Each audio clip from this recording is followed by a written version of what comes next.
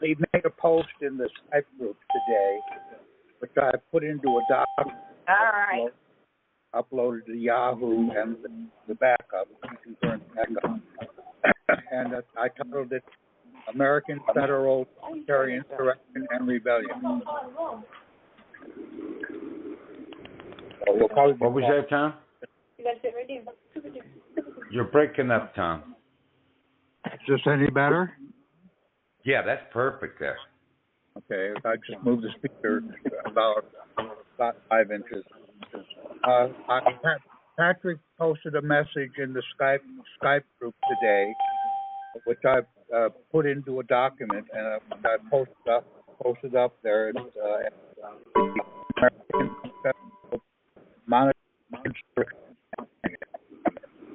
we're getting every word, Tom. We're getting every other word then. Well, then I have a problem here. Yeah, maybe it's Windows 7. Well, that's another thing.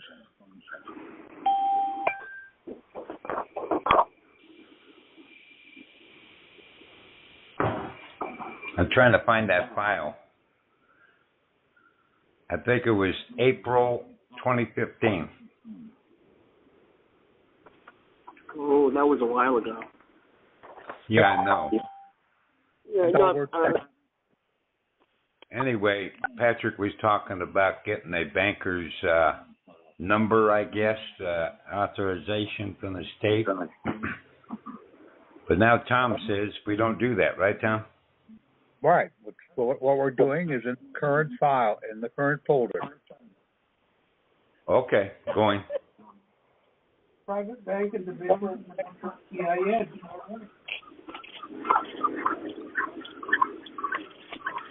You just need the 3 EINs: foreign grantor trust and individual banker. Where's it listed? Pardon? Under Treasury account?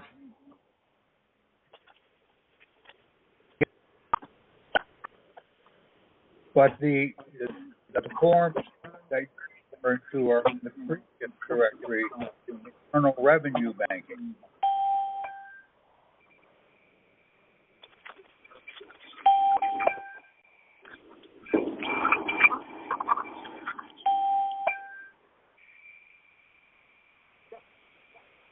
And that EIN is in April 27th in that folder.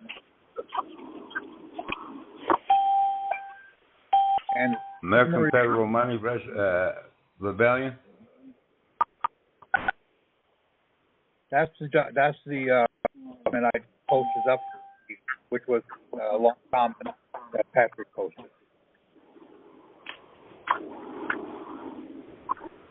Okay, I'm looking at it now.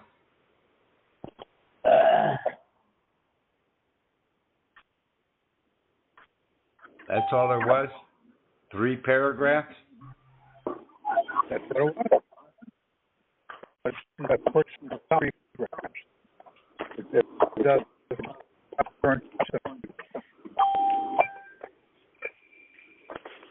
Okay, 917. I'm going to have to mute you because of the background noise you have. Yeah, you're breaking up.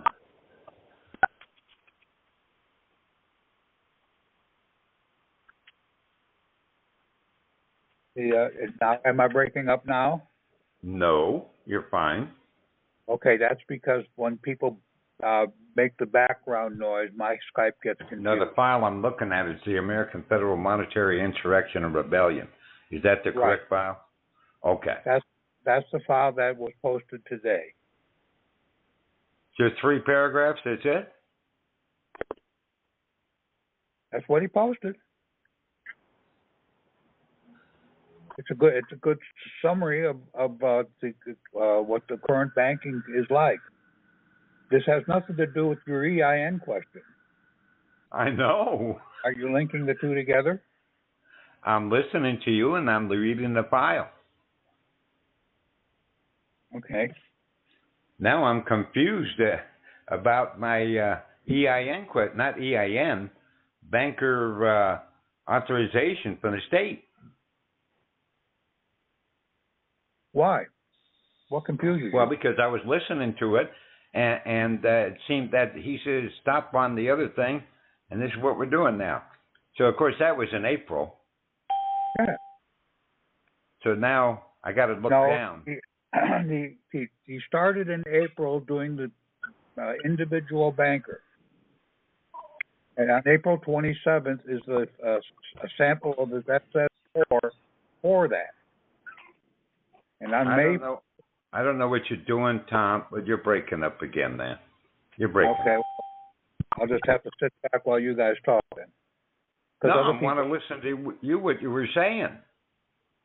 Well, if my phone isn't working, my phone isn't working. Okay, you're working now. Go ahead. Okay. On the EIN, we've gone over this numerous times, and I think I posted it in the Skype group. I'm not talking about the EIN. I have the banker EIN. It's an 8181 number for me. But okay. I looked back in April there, 2015, and he was talking about the state getting registered with the state. Well, we're not doing that now.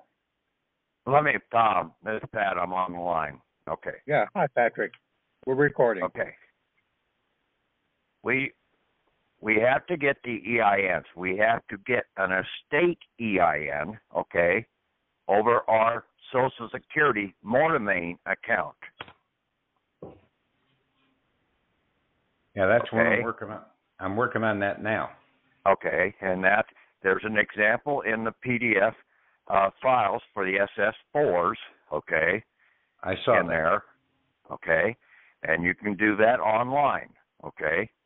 Just like if you got the individual banker's EIN online, you need to have your three wise men, okay? Your estate EIN person, your foreign grantor trust EIN person, and then your individual banker EIN person. Okay, these are three fictionary persons that are out here, your three wise kings or whatever you want to call them, all the way back into the Bible.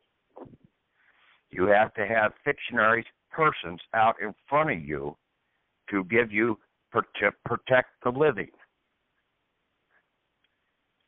Okay? That's the way the system has been set up for a hell of a long time. Okay? The living is not to be seen, but the living has protections out here from these corporate fictions because everything in this corporate world is a dead fiction. We didn't get half of that, huh? I mean, Patrick. I got it. You may be having problems, Robert. I may be. I'm going back to the phone. To hell with this thing here. I'm going back to the phone. Yeah. Basically, sometimes the Skypes and everything else, I don't know, that you try and listen to, basically, they're having interference and everything else out here. You're best off to, and even the cell phones sometimes will start acting up because of the interference out there because they bounce off a satellite.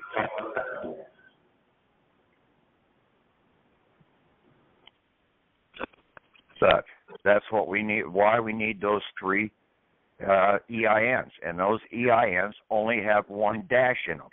Okay, that means that they're a banker's routing number. Okay, they're a bank routing number. Every 9-digit number out here is a bank routing number in some form or another. Okay.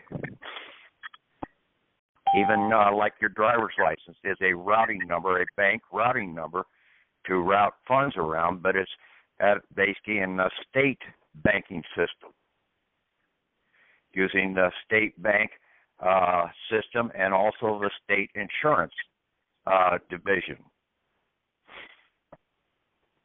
This is what most people don't have any comprehension about how the banking system really works in this country. That's why I posted up on Skype 3 paragraphs to try and explain what was going on here. Okay? You're not going to find this in half the books. You got to be able to read between the lines and piece a lot of this together. And you have to know the word out here for people is federal. This goes all the way back to the Articles of Confederation. Okay? Federation means the consolidation of the people, the federation. Okay? We are the federal in the process here. So everything that you've got out there in federal means that's the people's, we the people's bank or whatever. The people's court, the federal court. But we have to stand in as a federal citizen, not as a national citizen. There's a 51st state in this country, and it's called the national state, and it's that 10-mile square, Washington, D.C. That's a national state. So everybody out here that wants to have a national driver's license, a national passport, a national citizenship, you're going and you're wanting to become a citizen or a national citizen of Washington, D.C. These people that run amok in this regards don't think about what's going on, don't fully understand what the words really mean. They keep getting themselves into trouble. All these talk shoes to keep going out here. And then basically people call me belligerent. No, I'm a belligerent, but I'm not a bee flying around, bouncing off the walls and everything else. And that's what so many people out here, they're just wannabes, okay? They're bouncing off the walls, going here and there, okay? And that's what basically the bankers want, is these wannabes flying around, the worker bees. But I know where everything is really going at, and we know what court we need to go to. We need to go to a federal ecclesiastical court. Had Tom post a document up there about George Washington wasn't going to sign the Constitution until he understood that basically the ecclesiastical societies were fully protected and not under the Constitution, but stood over the Constitution. When a man turns 25, he is supposed to be classified as an elder, an elite, an elector, just like in a lot of the churches out here. You join the ranks of the elders of the church. Okay, the Mormons, the Amish, several of them have this category in their churches called the elders. Well, when you turn 25, you become an elder or an American federal elector. And then you can join the Federal Bureau of Electors. And we stand over, so we're the FBEs, and we stand over all these other federal agencies and corporate agencies.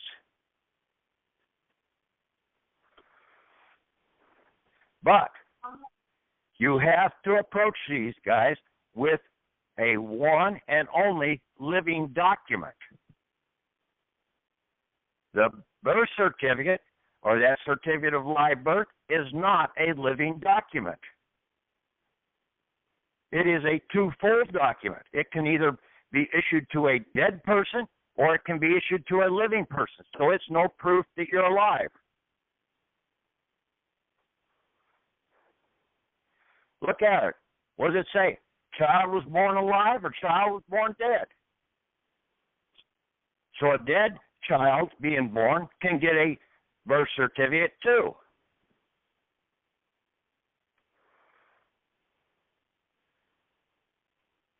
The only living document that you have that you can use in any court to prove that you're alive is your baptismal certificate. And people don't even understand what that baptismal certificate is really about. Okay? Baptism basically was to forgive all of your original sins or original contracting debts. Were to be forgiven when you called upon that certificate to be utilized. Okay? And that is because baptism can only be given to a person who is alive. Baptism cannot be given to a dead person. And that's well documented in the last 400 or 500 years about some of these popes and about some of these kings that basically they were going to get baptized on their deathbed, that basically they died before they could get baptized.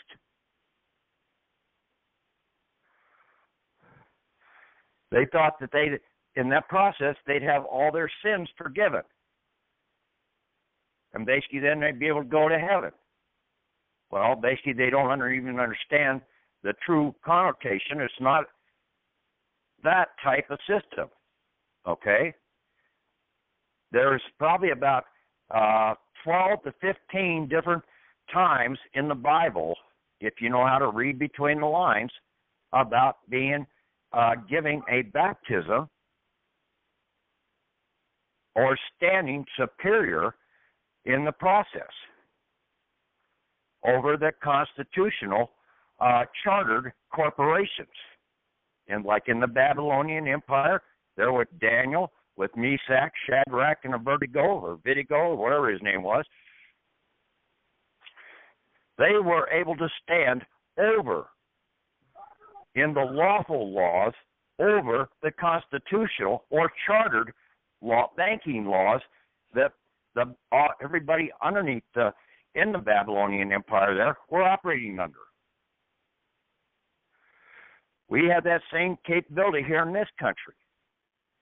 We stand in an ecclesiastical capacity, and we're also a federal citizen, so we stand over and above the corporate chartered United States or the state of constitutions.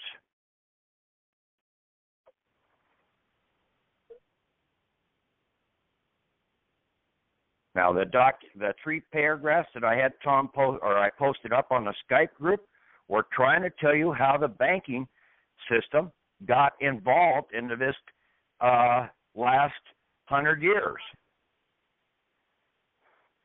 The Department of the Treasury is a sub-charter, and it was set up under Alexander Hamilton, who basically really was a traitor to the country, but they had to get something going because Congress wouldn't get off their butts and have lawful money issued out in the system. Everybody wants to say, I want lawful money. I want lawful money. We do have lawful money here. The problem is people don't know how to utilize these Federal Reserve dollars. Yeah, they go out as a debt instrument, but you have to be able to release the credits to cancel that debt.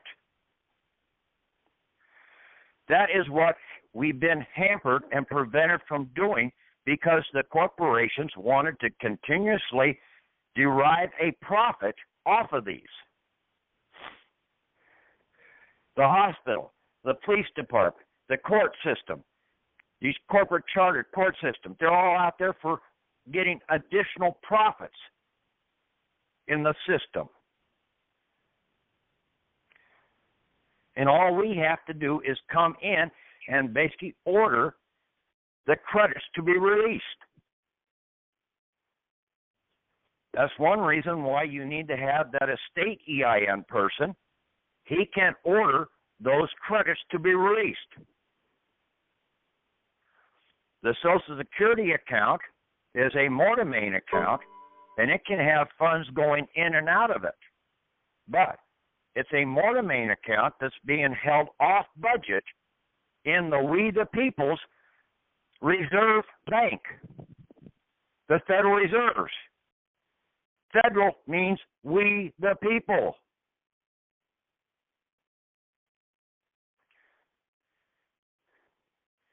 The government can't touch the de jure treasury of this country.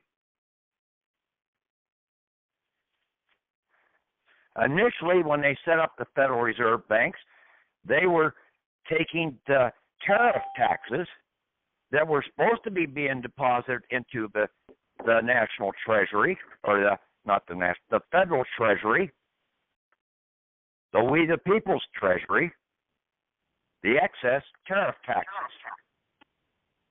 But they set it up by way of the Department of the Treasury to have these Federal Reserve banks, the We the People's banks, set up, and then it was set up as an off-budget federal funds reserve account. But at that point in time, 1913, it wasn't done as an individual account for the people. It was one massive account.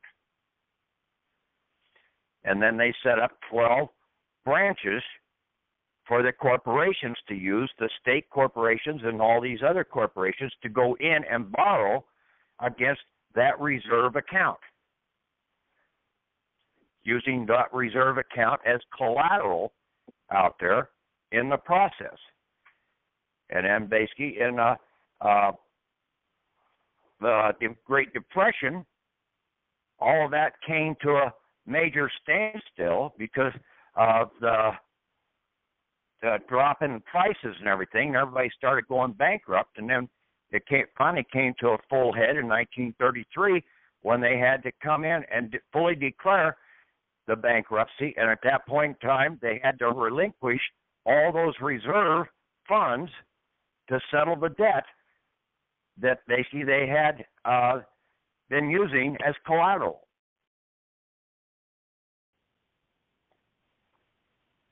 Now, they were still able to put tariff taxes, the tariff tax reserves, into those banks, but they didn't have as much, and they wanted a little extra protection.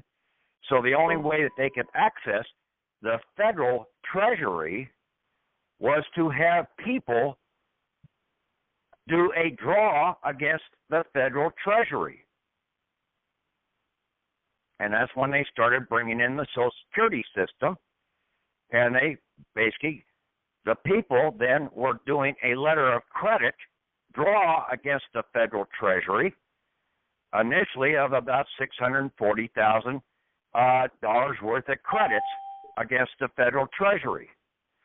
Those were now deposited into individual accounts in the We the People's Reserve banks under the Social Security number. Now, we were loaning those out, or we weren't, but basically the bankers were loaning those out as collateral, and basically we had to have some payment coming back in for the usage of that. And our usage was only about 0.35%,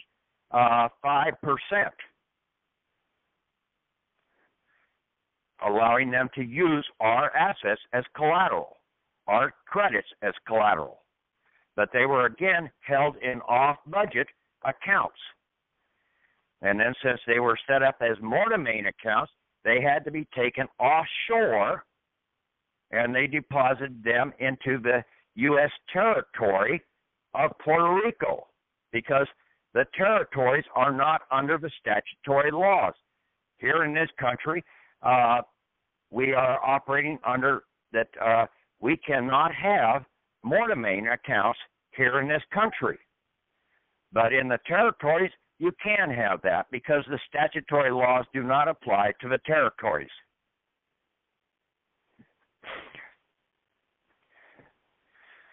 A lot of people out here think that they know what the hell's going on. this Karen Hudis and that judge up in Alaska and that other nitwit over there in Hong Kong. And then basically there was on Angela Stark's show the other night, this Weiss out of, he was out of France, and now he's moved down to Spain. And he's over there trying to tell people here in this country how to operate the income tax forms. If he's an American, why isn't he over there in this country? Just like that guy over in Hong Kong, trying to tell people here in this country how to do things. Why is he over there? Why are people here in this country even listening to those people? That's what really gets me.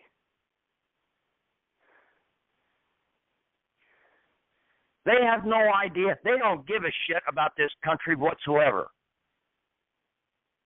And basically most all of them are charging you something.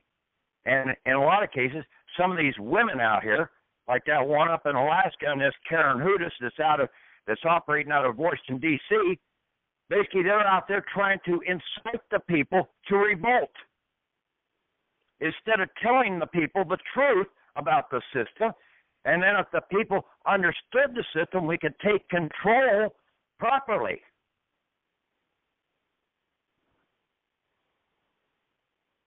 But see, they don't know anything about the word federal, that the word federal means we the people. And that we stand over the Constitution. We do not stand under the Constitution, and we don't go under the charter court system, because the charter court systems out here are all for the dead entities. You have that baptismal certificate in your hand, they can't touch you, because you have the power to basically cancel the debt right there in your hand. No other document has that power. And that you don't need to worry about what denomination you got that baptismal certificate, as long as it was a valid and not a fly-by-night baptism. Okay? Methodist, Presbyterian, Baptist, Ecclesiastical, Jehovah's Witness. I don't care what denomination it is. All denominations go back to Rome. They're derivatives of the Roman law system.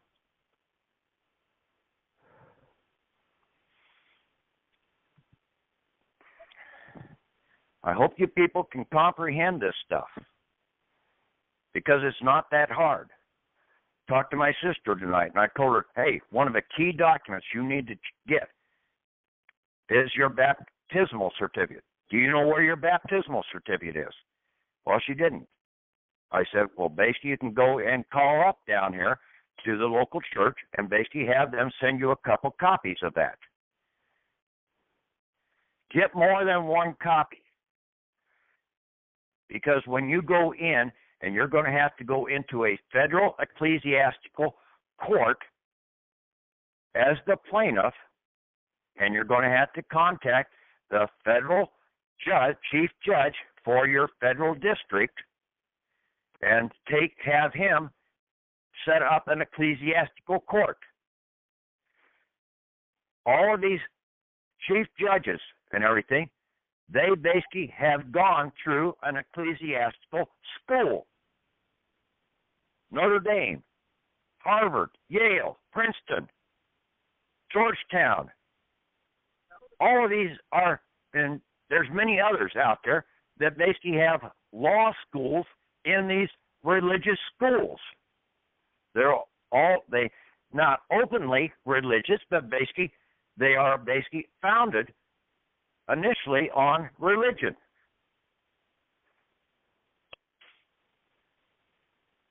Because they were trying to set up the protections way back when, but people don't understand that now out here. Like I said, George Washington wouldn't sign that Constitution until he was assured that the ecclesiastical societies were protected out here, and he was an individual ecclesiastical society because you have your faith and beliefs. Okay? So you're an individual church. And that's all a church is one who has faith and beliefs. We were told a long time ago, basically in the Bible, 2,000 years ago, that you have to have faith and belief in the system. Then you stand over all of this fraudulent, contracted garbage out here.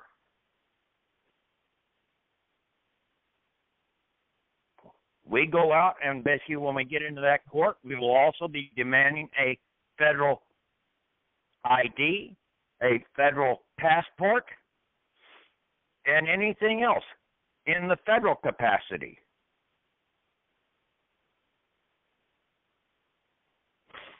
We only operate in the national, in the Washington, D.C., 10-mile square confines with a blue USA passport as a national citizen.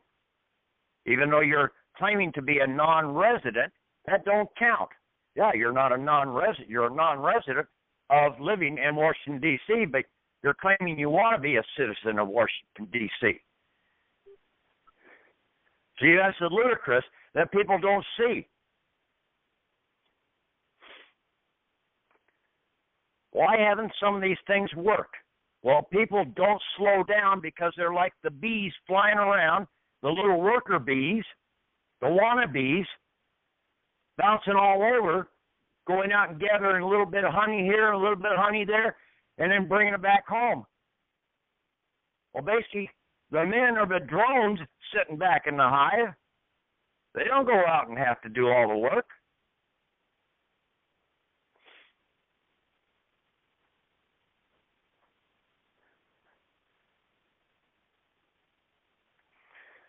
There are so many different things out here that people, if they open their eyes and slow down and analyze these things, as Spock said in Star Trek, this is illogical. Half the garbage that's put out here by all these patriots out here is totally illogical. It don't add up. It really makes no sense when you slow down and try and piece it back together. It won't work.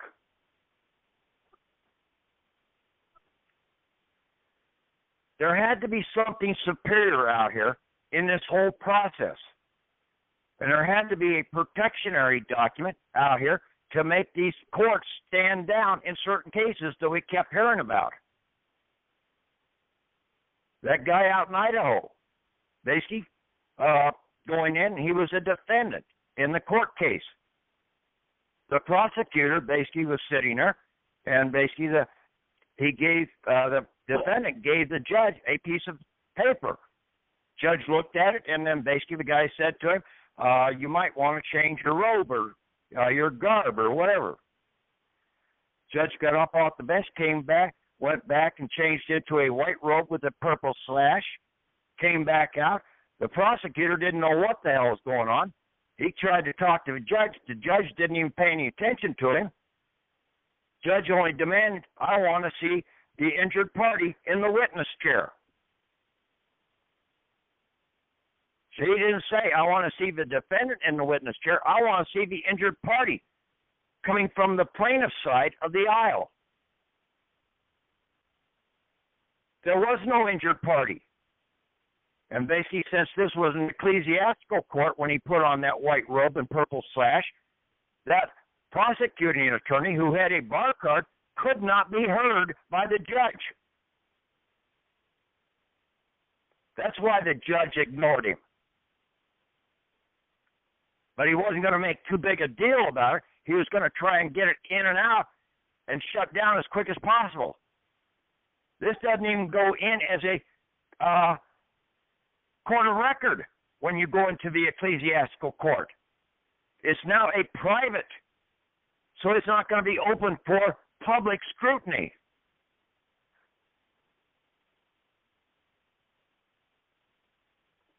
That's what Jesus did. Basically, he went into Pilate. He gave Pilate his copy of his baptism, John the Baptist, baptismal certificate. Pilate said, I find no fault with this man. Turned around and sent him back to the damn bankers and everything to crucify his contracts. Because to crucify a contract in that time of frame, you drew a red cross on the contract. Therefore, you crucified the contract. He wasn't hung on no cross. That's folklore bullshit. Banking folklore bullshit. It never made any sense, half of this garbage that people go out here and all the killing of the children and everything. You don't wipe out a workforce, a 5-year workforce, and have a void in your empire.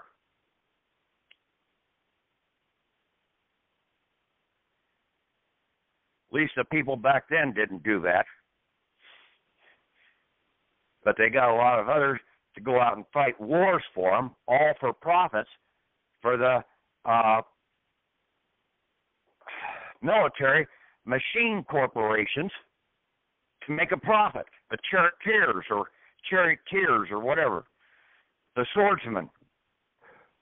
Instead of making plows and everything, they were out there making weapons because it's a little easier to make a straight spear than it was to make a curved plow.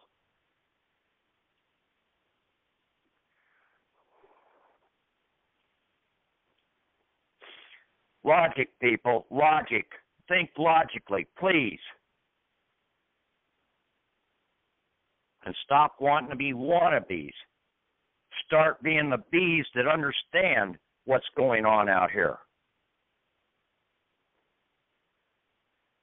And stop with half this damn garbage about aliens and everything else out here. Yes, there's aliens here. But you ain't them, okay? You may think you are, but you ain't. If you are one, you're a pretty dumb one, okay? You're just as dumb as half the earthlings that are still here on this planet.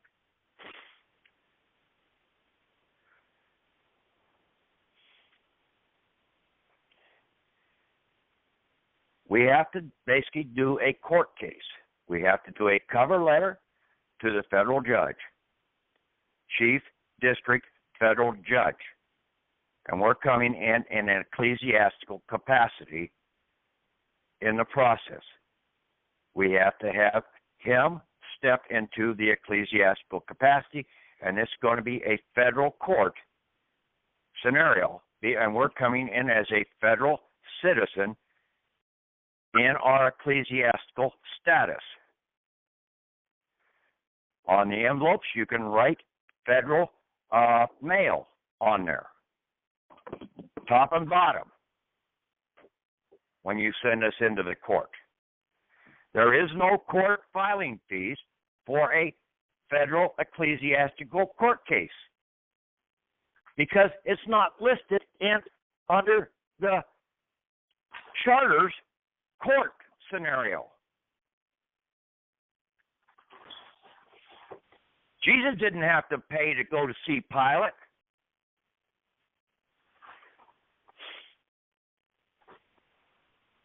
Think about these things, people. Why do certain things happen? And basically, you never hear the rest of the story. Of course, in most court cases out here, you never get the rest of the story because you never read what's going on the defendant's side of the aisle. You're only listening to the damn Patriots garbage that he's over there on the defendant's side.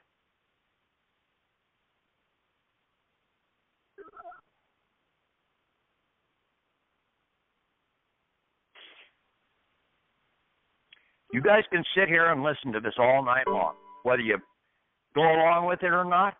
I don't give a shit anymore, okay? I've exposed the truth. Now, you guys have to prove me wrong. I know where I stand. I know where this country is.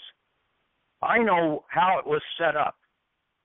What do you really know? What can you prove to prove me wrong?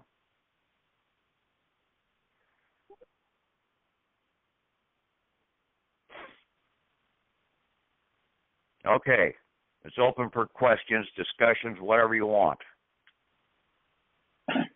Yeah, Patrick, that guy in Idaho, could it be that the paper he handed the judge was the baptismal certificate?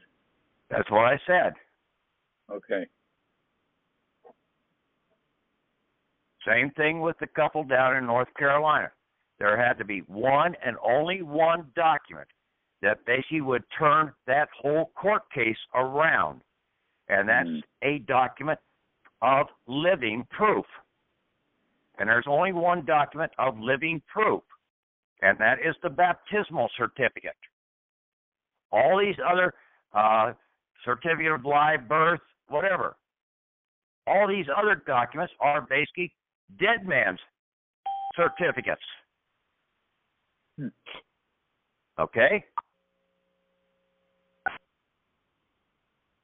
And then see that baptismal certificate right there from the get-go says that all your original sins or debts are forgiven.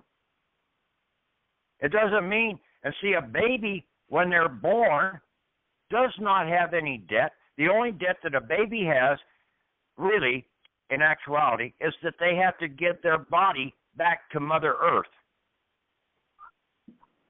They owe a debt to their mother because all humans on this planet derive all the minerals to make up the body from the earth. We have to give that back to the earth and not put it in those stinking coffins. And basically nobody, half the people don't understand this. Prior to the 1900s there, how were people buried? In wooden boxes. Something that would rot. Then the bankers came along, and what'd they do? They set up the same system the way the Egyptians did and try and coffin the bodies into and keep them from going back into the earth. Therefore, the people could never fully settle their debt with their mother.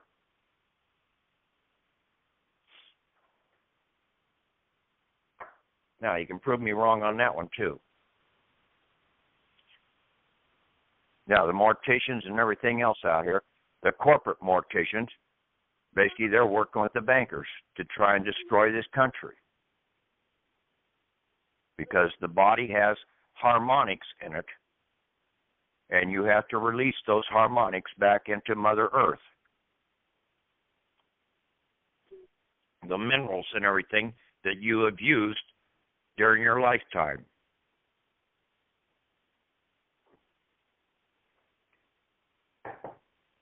Okay, anybody else got any questions? Or is there anybody left on the line? Oh, there's quite a few people. Patrick, there's at least 34 now. I know I've talked about 5 new people this last week, or since Wednesday. Yes, I've been bringing new people in, too. Patrick, I have a question. Yeah. With the court cases, if it's a basic traffic, say you want to use the appearance bond technique, do you have any documents outlining that? I understand the concept, but it would be a friend that would be using it.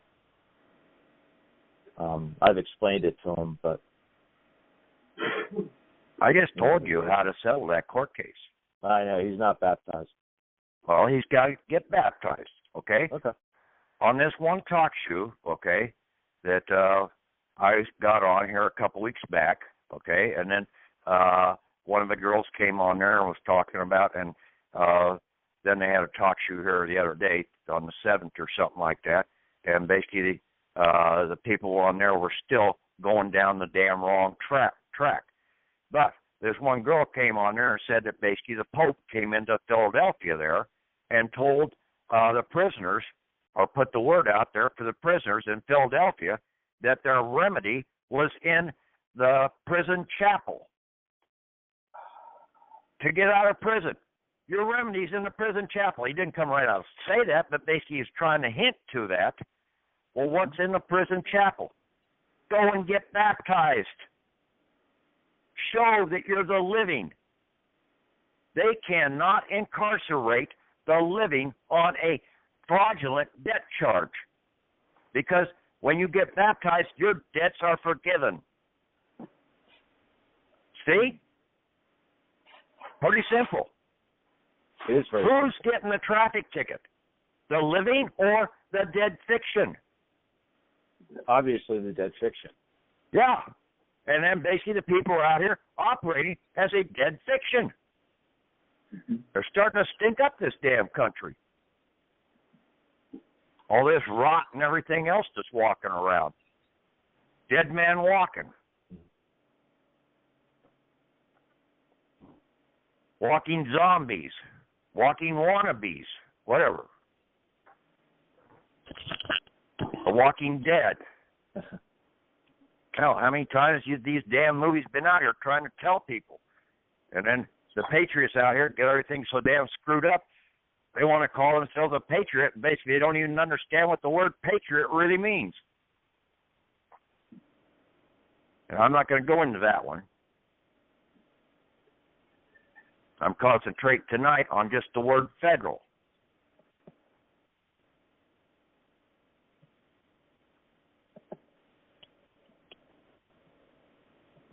No, basically you turn around, basically you put that baptismal certificate on the judge's case there. But in the meantime, you can go in and you endorse those traffic tickets, or you fill out one of those pages and just fill in the blanks and say, this, I am releasing the credits for my Social Security account for this court case, and then you sign and date it and give it to them. Now, if they do not comply and they cause you any further harm, you're going to take this into a federal ecclesiastical court, and you're going to come in as the injured party, the plaintiff. You're going to be the one that's going to take the witness stand against them, and they're going to have to come in stark naked as the defendant, because they can't come in under protections of bondage or bonds, of corporate bonds, if they come into that court case at all. You're going to win that ecclesiastical court case, hands down, and then basically that judge can issue the order out as a warrant to go and seize their bond of office or whatever. Wow. Think about these things logically. And then when we come out, everybody out here is wanting to get a birth certificate. That was one of the things on one of those damn talk shoes, that they want to get go down and get their birth certificate authenticated. The county can't do that. There's only one place that birth certificate for money can be authenticated. So after you get your Social Security account completely closed down and you go in there under your ecclesiastical court action and have that judge issue the order, you can't order them. You basically demand that the judge issue the orders to the appropriate divisions, the secretary or the inspector general of the post office, the Inspector General of the Treasury, and the Inspector General of the Justice Department. 3 generals to go and seize your property that's being held offshore and in off-budget accounts, either at the state level or down at these Federal Reserve banks. Now, after that, if you still need to draw money And only after that,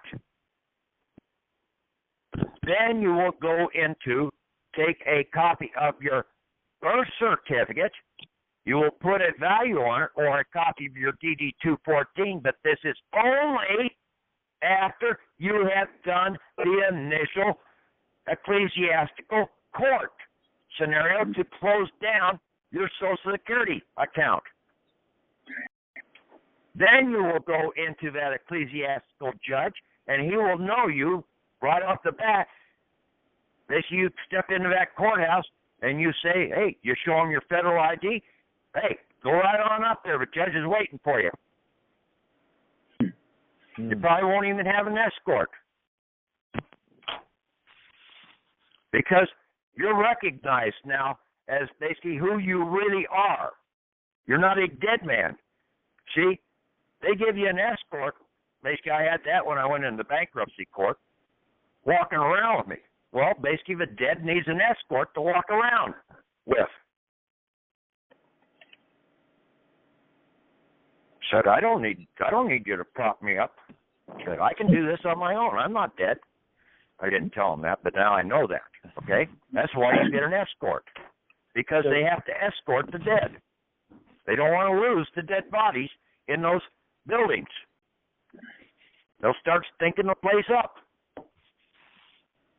But you take your birth certificate or your DD-214 up to that federal ecclesiastical judge, and then he will do the authentication of the value to do a draw against the federal treasury for so much. And basically, what does a judge do? He issues a warrant. What does the treasurer of the country operate with? She has to have a warrant to draw the funds from the treasury. Wow. God, people, think about these things. Sure. So he issues the warrant. Basically, he will send that copy of that authenticated birth certificate or that authenticated DD-214 for so much value out to the treasurer of the country that's operating under the Treasury Department to go and do a draw against the federal treasury. Patrick. Yes. I have a question. Do you know Speak up. if there are? Speak do you up. know if there's any set amounts of value amounts? You know, something that the judge, For what? For credits released. Is there a total in supposedly one of those accounts? It's unlimited, okay? But you're not going to touch that account until you close down the Social Security account. Everything that's held in the Federal Reserve Bank, you've got to wipe that out first. That's why you can't touch that Treasury account. Understand. Okay? We don't know how much is in those. And see, these bankers and everything have been hiding all of their illicit drug money and everything else in our accounts in those Federal Reserve banks so that they don't get caught. That's why when half these people have gone out and tried to get a complete breakdown of their tax item, they find out that they're a criminal out here, a drug runner or a gun runner or whatever. Well, I heard And then basically the bankers turn around and pick up those accounts after you die, and the account has sat there for 10 years and nobody's claimed it. They come in under the right of salvage because now it's up down offshore down there in Puerto Rico, and they pick up that vessel with all the credits, valid credits, and then they can go in and lawful value, and also the credits that were borrowed from the Treasury, they can turn around and put a claim in because you had already previously authorized those credits to be drawn from the Federal Reserve, from the Federal Treasury. But you have to close down Social Security first. Yes. Okay, You've got to go to that federal court and go in your ecclesiastical capacity. You need to be baptized, okay? You've got to be operating. This was a Christian country, okay? Getting a baptism certificate does not make you a church citizen, okay? You're not required to stay with that church. I was baptized a Roman Catholic, and I haven't been to church in probably about 15 years now. Probably more than that.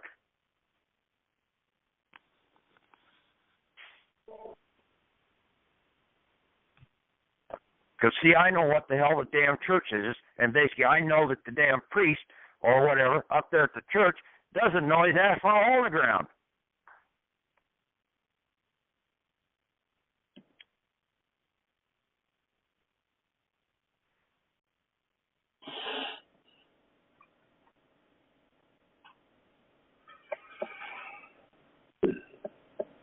Now, are the you got to speak up, please. Speak up so everybody can hear you. Are the VA award letters worth anything?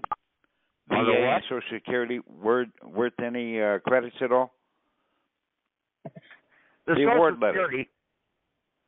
Social Security account that you have, basically when you signed up, it started out roughly about 640,000 on up to well over 1 million credits released from the Federal Treasury.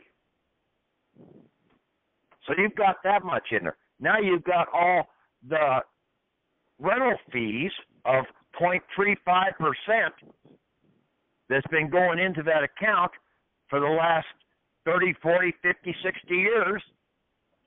Okay? And then all the funds that you've deposited, and then all the funds that you created out here with all these other contracts, the driver's license, the certificate of marriage, the you name it, the certificate to the house, the loans that you had, okay? They were all using that in the background.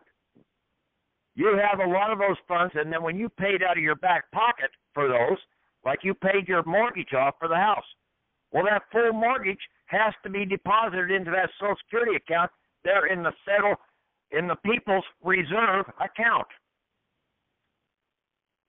So you start figuring out how much you've got there. Oh, shit. Stop worrying about the goddamn bottom line value. You don't know what it is and that's why we have to get the federal people involved, the Secret Service and the FBI, the People's Bureau of Investigators, and the Federal Secret Service people involved because they're over the financial management system or the enterprise financial management system out here. They know all of your accounts that you've ever had, all your mortgages, all your driver's license. Hell, I've had driver's license in probably 15 different states. You're well known. You're damn well I'm well known. Shit, I've been on the hit market probably with the FBI ever since basically they sort of booted me out of nuclear power back in 2003. And I told them, hey, I don't give a shit. I don't care to work here anymore. I'm going home and take care of my dad.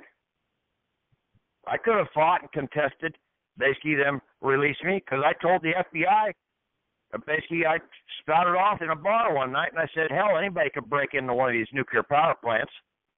Said it's all over the damn movies. Just look at the damn movies. They can tell you how to break into just about anything out there. Told that to the FBI, and basically we met in a damn private park. So it was on neutral ground. And basically they knew damn well that I was right. I told them about 9/11. I said that was a staged bank robbery. I could see that from when I was watching it right on television because I was working the graveyard, and when I got home, I turned on the TV, and basically all of a sudden, all this shit was going on.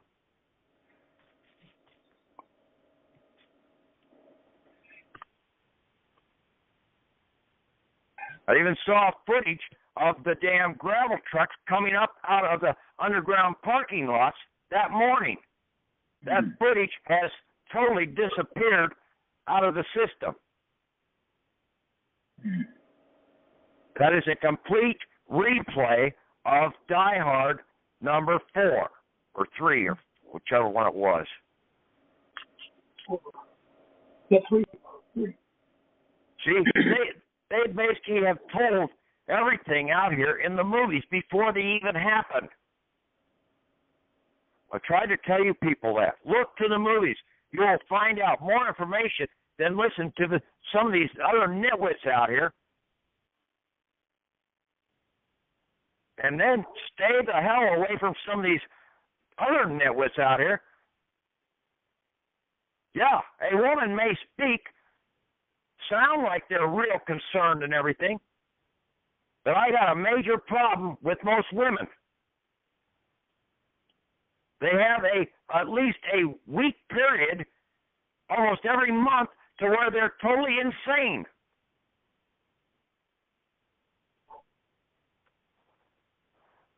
They were never supposed to be out there trying to control things. They were supposed to be in the background supporting their man.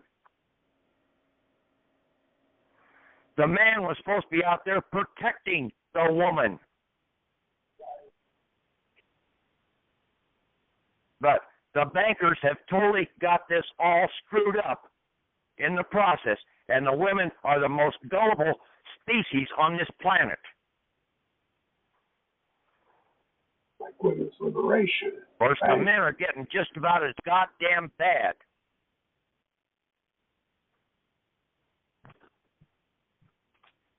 Now, call me I don't know, whatever you want to call me. I don't give a shit. You know, women's lib was the biggest crock of shit that ever existed. Done by the bankers.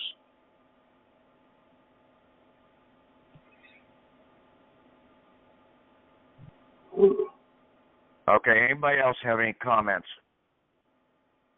Yes, sir. Yeah. How you doing, Patrick? Okay. This is Brother Kenneth Tolbert from Charlotte, North Carolina, and Okay. I have a question concerning baptism, because I was baptized when I was younger, and I recognized that when you're baptized, you go down in the water, but you have to come out of the water. So does being baptized essentially mean that you are able to stand on the land? You are cleansed. No, it was just a metaphor in the process, okay? See, Job basically fell overboard, and basically he kept trying to fight the real law system out there and denying the real law, and basically then he fell overboard and got swallowed up by the whale for 3 days, and then basically got spit out and put back on land. And then basically he started understanding that the real law is the power. And he'd been trying to operate under the corporate law system out there.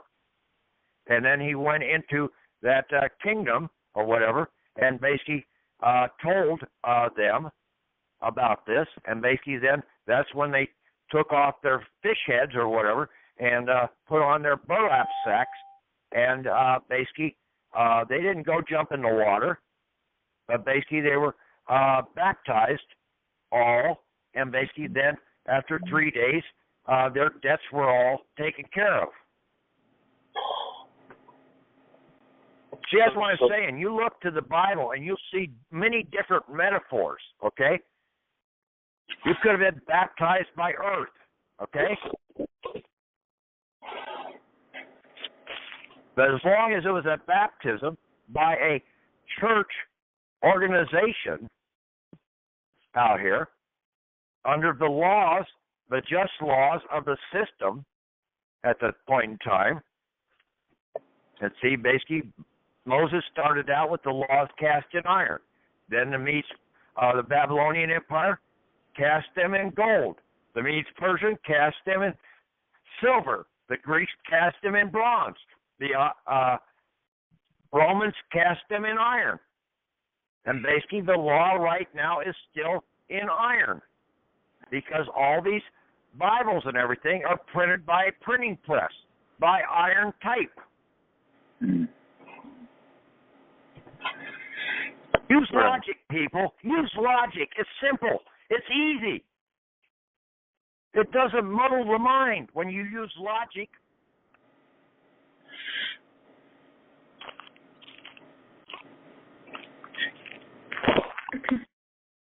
That's what the same type.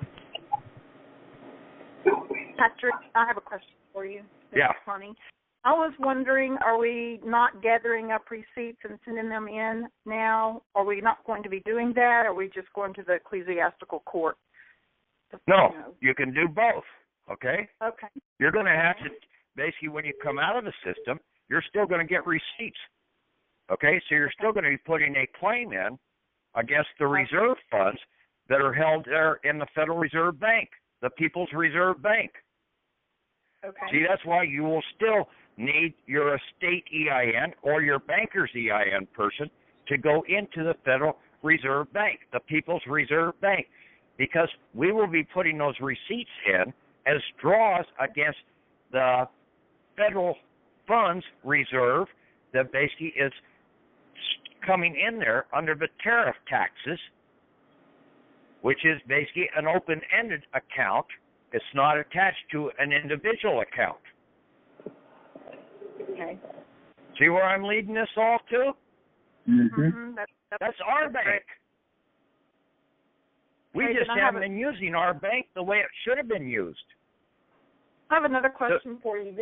Yeah. If we have older receipts, like 2014 receipts, could we send those in as well? Even though yes, you can send those in. Okay, perfect. Okay? If you've got a receipt that basically is still readable and everything, you can go in and claim that because basically the tariff taxes back in 2001, okay, were still being deposited into that Federal Reserve, the People's Reserve account. We have to come in and put our claims in there, and see that the corporations can't take those credits out. They can only use those credits as collateral.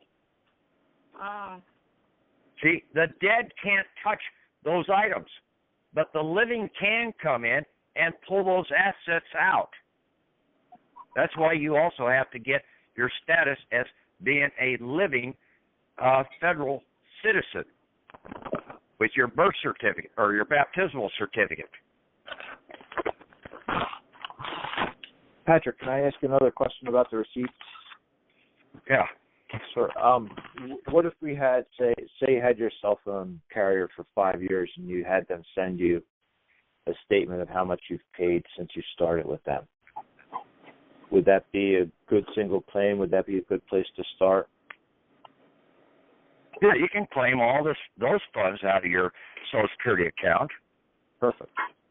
But you can also right now take all your utility bills and everything and basically turn around and release the credits from your account and set off those bills. And that's before the ecclesiastical proceeding. Yep. Okay. Yes. Excellent. And then basically if they try and take you into one of their corporate courts, you say, you go there gladly, but you better have your baptismal certificate in hand and say, hey, I basically gave these guys the opportunity to settle this. Basically, it's not settled. So if you don't settle this, judge, I'm taking this on up the ladder, and basically, if you try and harm me, I will also involve you into the process and have your bond of office also removed. Some of these judges are scared to death of us if we stand up as the living.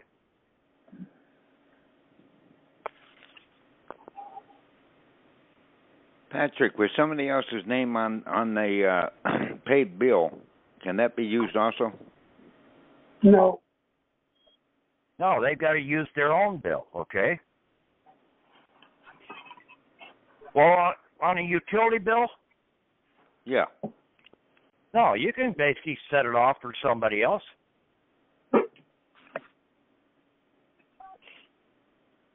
They should be able to set off their own bills, though. They've got a Social Security account, don't they? Yeah. Okay, you use their account, and you become the fiduciary for their account. So you need a state EIN for that. Whatever. All right. You get a Form 56 from them, basically making you a fiduciary for their account.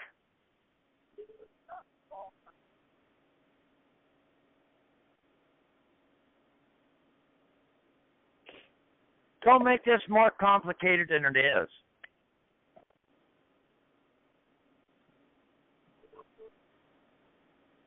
Patrick, where do we send our receipts to? You send them either into Kansas City or to Philadelphia. Basically, bills set off. What Harold found down there in studying the Kansas City Finance Center, they will basically set off most all bills there. Anything else outside that, it has to go to Philadelphia, to the main hub. Okay? But Philadelphia will also settle bills, and normally that's why there's two different places. You have the eastern port of entry and you have the western port of entry in the process, financial ports of entry, so that they can go and put the charges in through the Federal Reserve banking system to set off those accounts from the reserve funds, because the accounts are really being held offshore down there in Puerto Rico. So you've got to go through the port of entries to Treasury ports of entry to access those. How long can I expect for a debt to be set off once I have sent it in? What was that again? How long realistically can I expect to wait once I've sent in a receipt to either Kansas City or Philadelphia for a set off? Well, if you're claiming the refund, okay, from what I understand, it's going to have to go to Philadelphia. If you're just doing a set-off, basically it should be taken care of in 5 days in Kansas City. But it may take a little longer because, I don't know why, but basically it may take just a slight bit longer. It should still be done in the 5-day scenario, especially when you start understanding the UCC laws and Section 5108, and basically it talks about 5 banking days right there.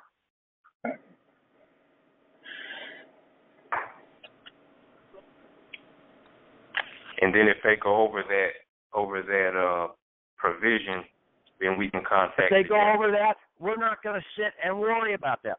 In the meantime, we're going to be setting up a federal ecclesiastical court case to where we're going to be working to get out of the system.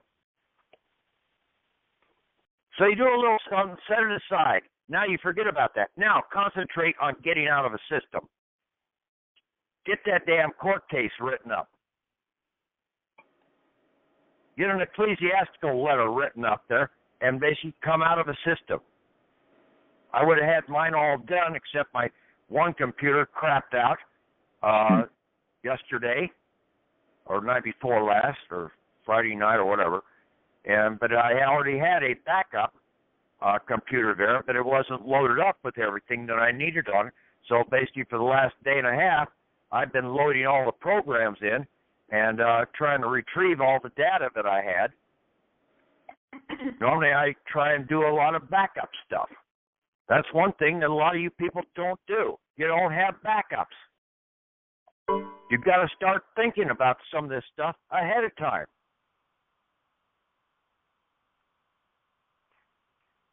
Because when you lose something, basically if you don't have a backup, you're dead in the water. You may have lost all your information you had. And see, that's what a lot of people have done. They don't have their original DD-214. They don't have their baptismal certificate any longer. They don't even have their high school or grade school report cards. I got them. Those are important documents to prove your lifetime. You should have most of those in a special briefcase and carry that around with you. It don't take up that much space, people.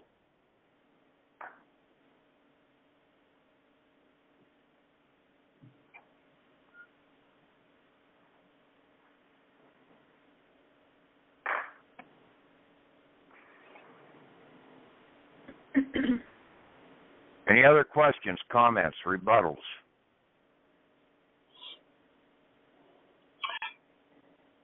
Patrick, when you were speaking of the in the beginning of the conversation about the national citizen, federal citizens, and what have you, the people that are doing that, American national, getting the American national passports, that would be under the same type of thing, right?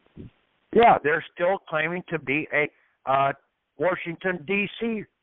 person.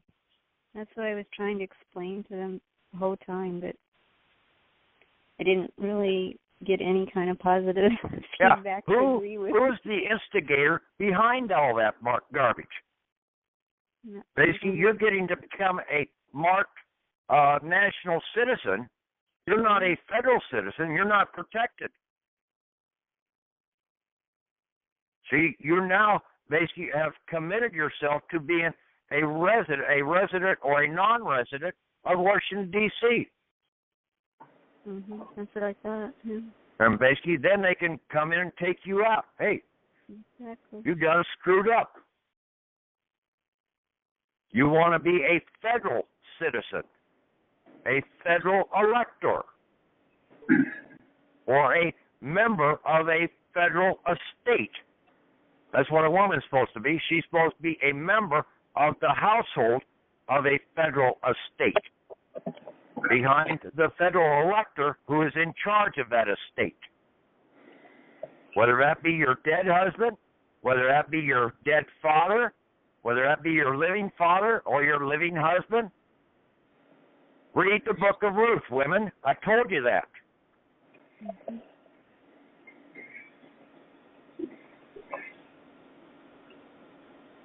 Only one woman name book is in the Bible. You women should have read that one over numerous times. Stay away from the men garbage.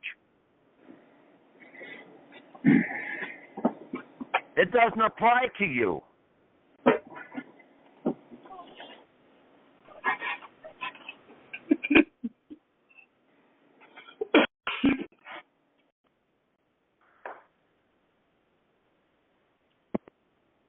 Anybody else?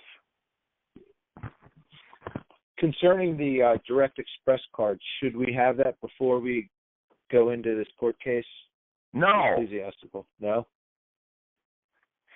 When you go into the ecclesiastical court, you're going to get out of that, okay? You're going to want to be fully recognized. You're going to be shutting down this fraudulent Social Security account, okay? You're going to be pulling in all of your Federal Reserve funds, your individual account funds. Now, you will probably get a federal Treasury Express card, not by the Department of the Treasury. Okay. Okay? You're going to be getting a federal identification. you're going to be getting a federal passport. And you're not going to get a federal driver's license because you're not a driver.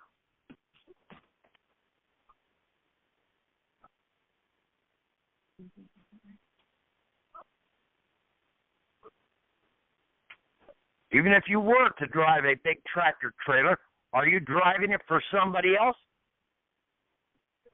No.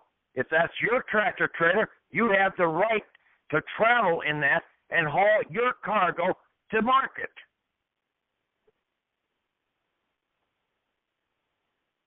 That's how dumb half these damn farmers out here are.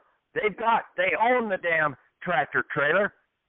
What are they doing? They're taking their grain to market. But they're paying these exorbitant fees to the damn state corporations, saying that they're driving and they're working for the state corporation.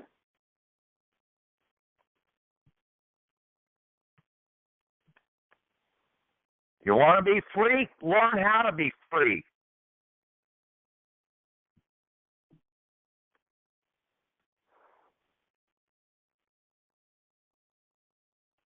Come on. There ought to be some more questions out there.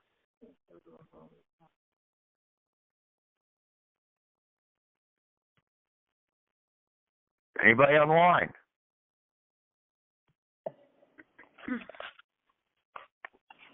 Yeah. Hey, Patrick, do you have the phone number where I can call Philadelphia for my EIN? It's on one of the, if you go into, Tom can give you those websites, the We the People website or the e-concurrent site, and right, it's in the SS4 folder on e-concurrent, I know that, in the e-concurrent/divine file section, and it's at the top of one of those PDFs for the Foreign Grantor Trust. And then there's also an audio that Tom had posted up there, and that was back, in August or something like that. You had a special call trying to sit down and explain to people how to go about getting those EINs. Yes, it was around August, 6 months ago. Yeah. You ought to flag that one or put it off to the side and rename it. You could leave the one up there, but take that one audio and rename it SS4 process. Okay, I'll go do that. And then repost it again so that it now falls down at the bottom of the audio section. All right, okay.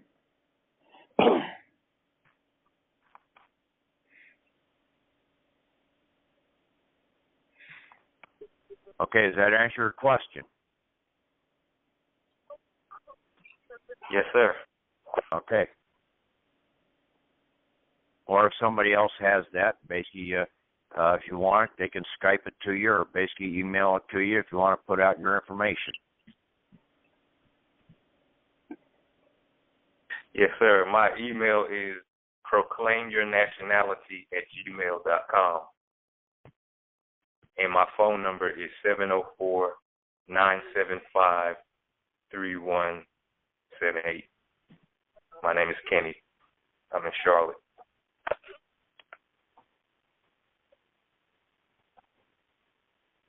See, don't be afraid of these guys, okay? When we start standing up as federals out here, we now start having additional protections in the process, okay? Because we now have all of the federal enforcement agencies. Now they have to start protecting us when we come in the right capacity, but they're not going to protect the dead. See, that's what everybody around here is walking around as a dead entity.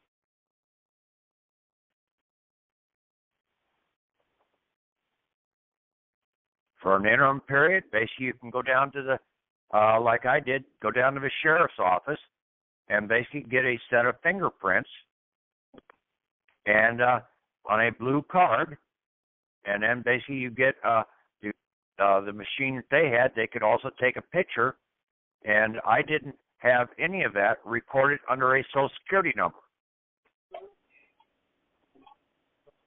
And then basically I've used that, and basically they call it an identification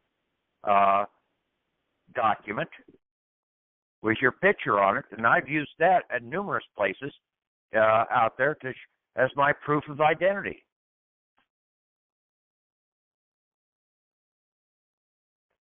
Because that's what most of the state offices require, is a picture identification. If they ask for a Social Security number, could you use your 98 number? For what? On that Yeah. item? No. Yeah. You're coming in as the living. You don't. A Right. living don't have no number. Look at your ass. Okay, go in the bathroom, drop your pants, and look in the mirror and see if you have a number stenciled on your ass. Okay? Come on, people. The fictionary people are only there to basically access your banking accounts, your dead man accounts.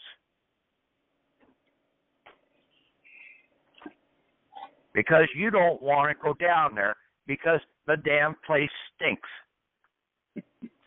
So you send your fiction in to where he don't have a nose to smell anything, and he can walk right over there to that dead entity and pick up the funds and bring them back to you.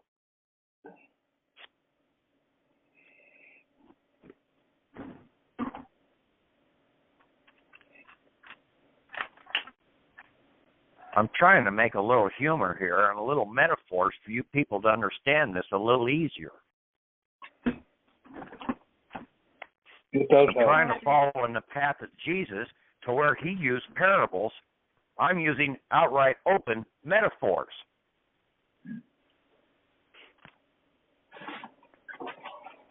Patrick, in going into the ecclesiastical court, would we write a document up in the form of an affidavit?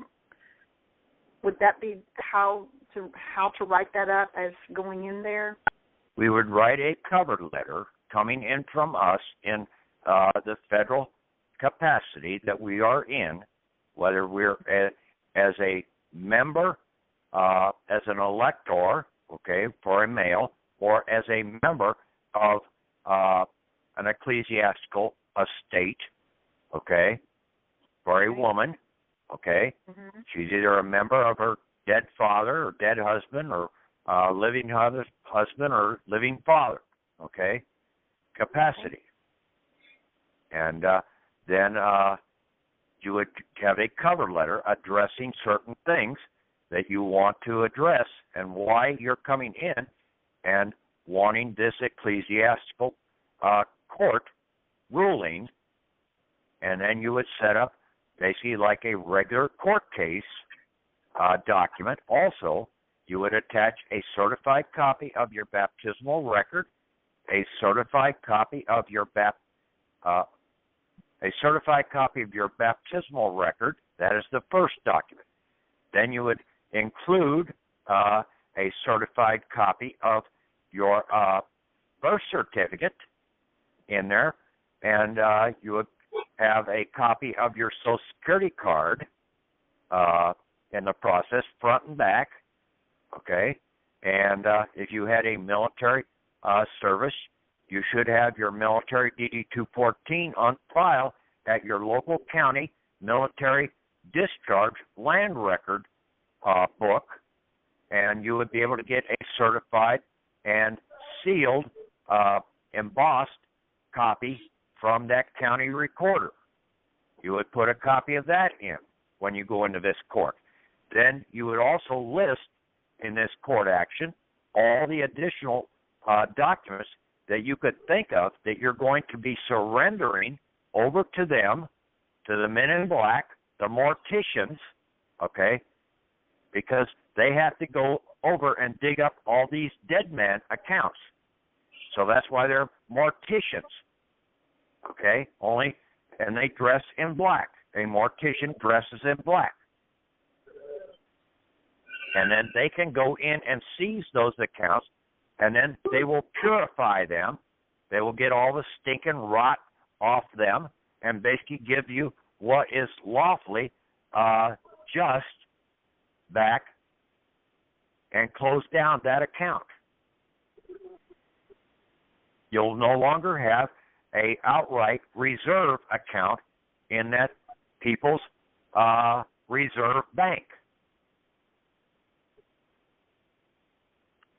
Okay. Okay?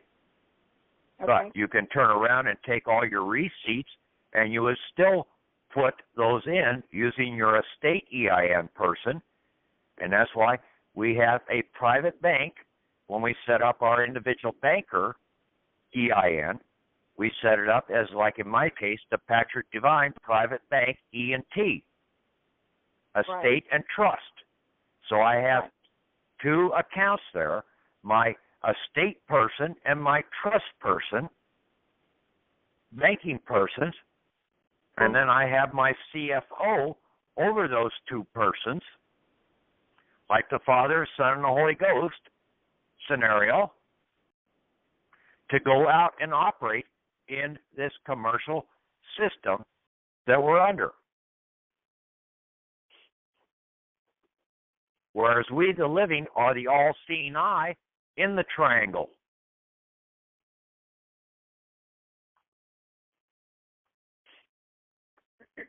That makes sense.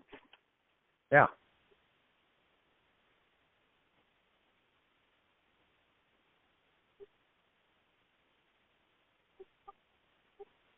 And then we just put that court case in and then let we pretty much write it up that basically it's going to be a slam dunk deal.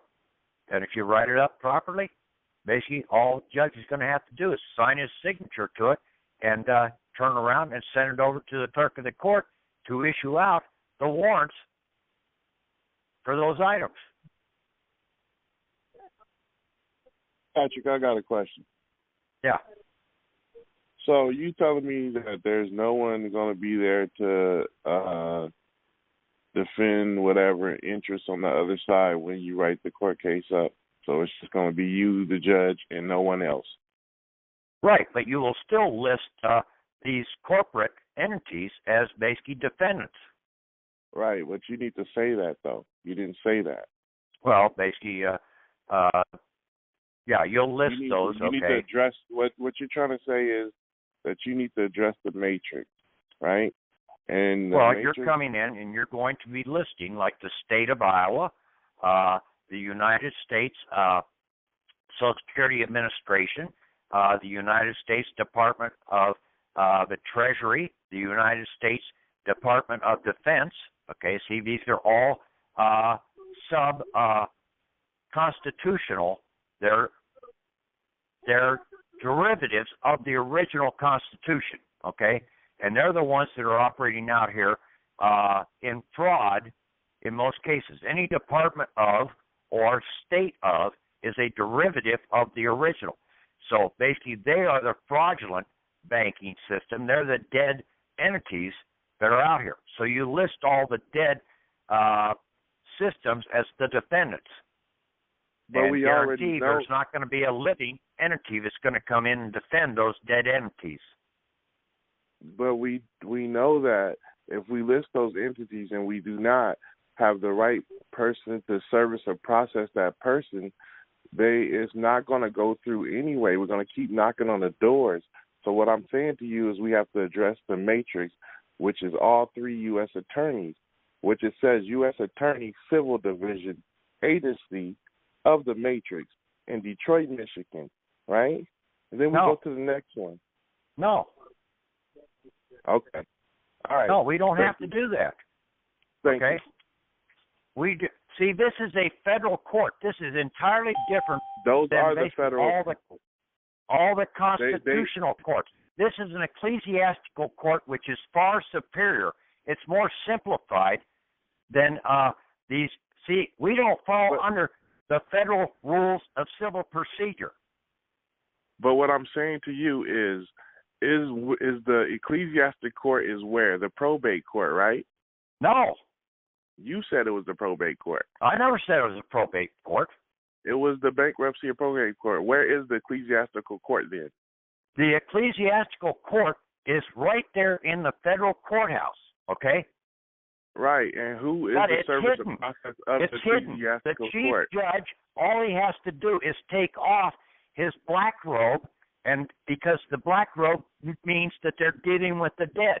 Now he puts on his white robe and his purple sash, and he will be dealing with the living, and we come in and basically we're in a total different court. We're not under the Constitution anymore. We're not a Article 3 court or anything. See, this is what Washington made sure that we had this capability, because he wasn't going to sign the Constitution unless we had the ecclesiastical protections to where we stood over the Constitution. But most of the time, the remedy is still there. They're not going to hide it that far from you. It is right there. Like, you talk about the movie The Matrix, right? If you go into the United States federal court, right, it shows you the Matrix. It even says the Matrix. It even addresses the Matrix, just like you're saying, and basically the same thing you're saying, where you're addressing the U.S. Department of Agriculture, right? That is a part of the Matrix. The U.S. Department of Education, the Federal Aviation Administration, the Federal Retirement Thrift Investment Board, the U.S. Department of Health. Those are the people. Those are the people, right? They federal. No. You just said it right there. Department of Agriculture, Department of whatever. It says Federal Aviation Administration, People Aviation Administration, okay? Federal Retirement Thrift Investment Board, People Retirement Thrift Investment Board, right? No, those are. Well, you're telling us something dead. different then. No, you're not understanding what I'm saying, okay? You're not being clear what you're saying, because if you're saying the people mean federal, I just named off the federal people. Hey, I just named off federal. I just named off people. Stop. Stop. Come on. Both okay? Now listen, okay? They use federal over there on their side of the aisle. And federal means in the what? dead People. world system. They are federal means they people, are right? basically going after, and federal, you take the word federal out of all their items and you put the people, we the people, right, in and place I just of did federal. that. And I just said that to you. No, I just said you that. didn't hear what I took said federal about out. the ecclesiastical court. I did. No, you didn't. I'm just telling you that if this does not work, that we might need to try that. That's what I'm saying to you. That's all. No, it's going to work, okay? It's already proven that it works. When that judge out there in Idaho took off his black robe and put on a white and purple slash, basically that, and didn't even pay any attention to the prosecuting attorney, totally ignored him. The prosecuting attorney asked him, "What's this all about?" And You're the telling judge me that totally every judge has the same him. understanding of this process. Are you telling me that? Huh? Are you telling me that every judge has the same understanding No. of this process? Only right. certain So it ain't gonna chief work every judges, time. chief judges at the federal district court. Every chief judge has an understanding of this process. I'm Yes. sorry. That's what you're telling me. Yes. Okay. All right. Let's see. Let's we the people see then. We're going to see. Just to comment on that, I have heard from some other calls and what have you that those that were doing the one form of equity in the ecclesiastical courts, that those judges do know exactly what he's talking about. They do know. That I have heard it in from a different process, similar but different, but that they do know, and they have had some successes with it. No, and see, basically, this is all this. The judges out here, even in their system of understanding, are compartmentalized. Okay, so some of the lower judges have no idea that there's always a superior judge over these junior judges out here, And in some cases, now some of these lower judges are so damn arrogant and pious and everything else that they're not going to have anybody tell them what they need to do. Well, those people totally need to be taken down a notch, okay, in the process and removed from that office.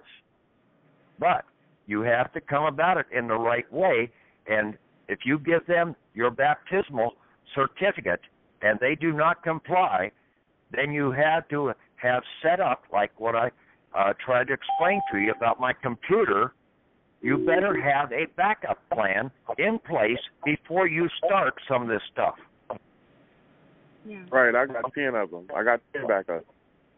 I agree with you. You have to have set up so that if they do throw you in jail, so if you do get thrown in jail, you have something that automatically But you goes said out. before on many calls that they're not going to throw you in jail. Well, they better not, but some of these judges are so damn arrogant, and some of these cops out here, Some they humans have their is heads so arrogant. far up their ass that they couldn't see the light of day if it was right in front of them. I agree.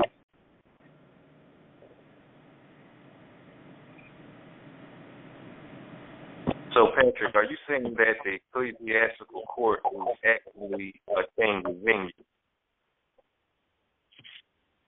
Yes, the ecclesiastical court is located in We the People's Courthouse, and that's the federal courthouse. Okay, so you take out federal out of courthouse and you put We the People. Okay, the federal building. That's the We the People's building.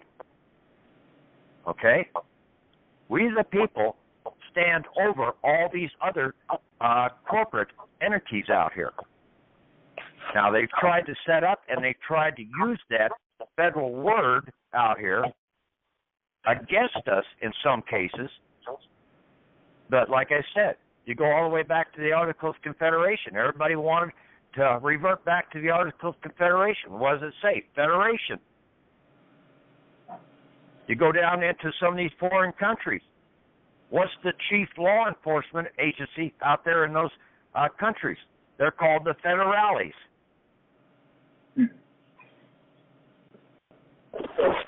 The federals are basically the ones that means we the people. That's why we will get a federal identification card and a federal passport, not a national passport or any other garbage.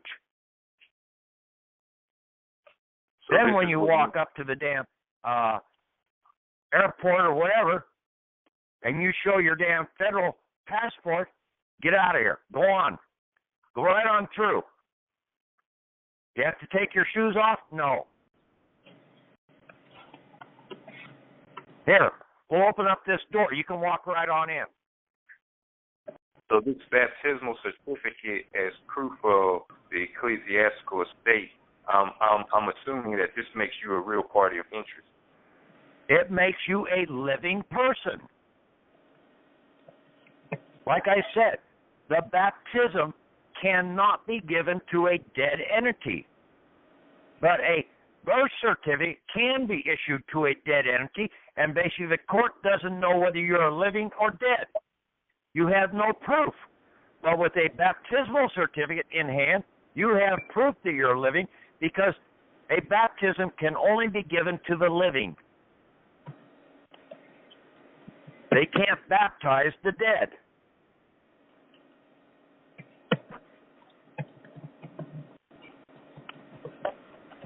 Patrick?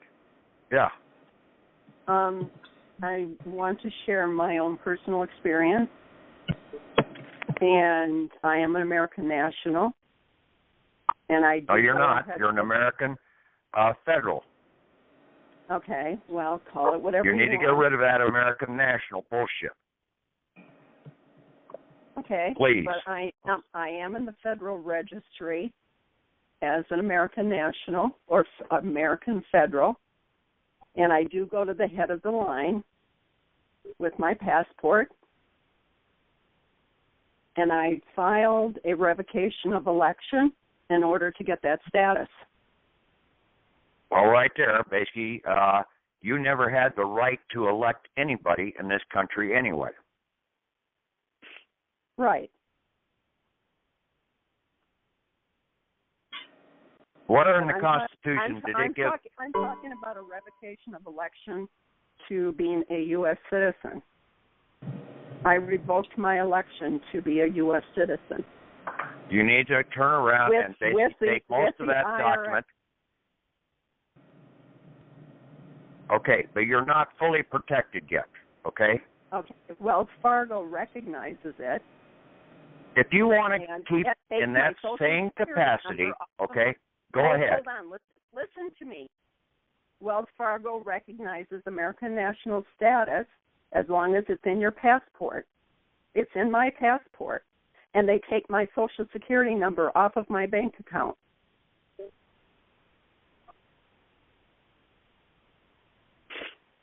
So there's more than one way of being able to establish status. No. I think. Listen, lady, listen, okay? That is not the right way.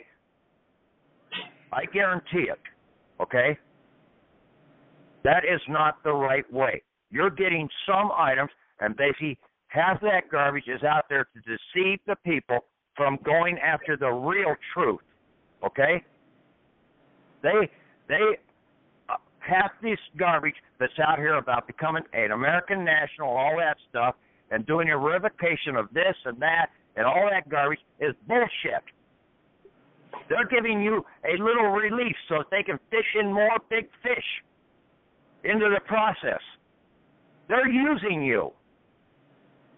You're nothing but basically, in their eyes, a prostitute that they're using, to put it bluntly. They're prostituting you out there to put out false information.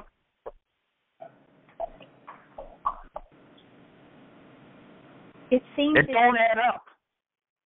Okay? I'm sorry to say, lady, but that's the case. Well, I don't agree with you. Well, you don't have to agree with me. You have the right of free choice in this country. That's right. You have the right to make your own goddamn mistakes. So make them. I'm trying to tell you what the truth is. And if you don't want to hear the truth, basically that's your choice. Okay.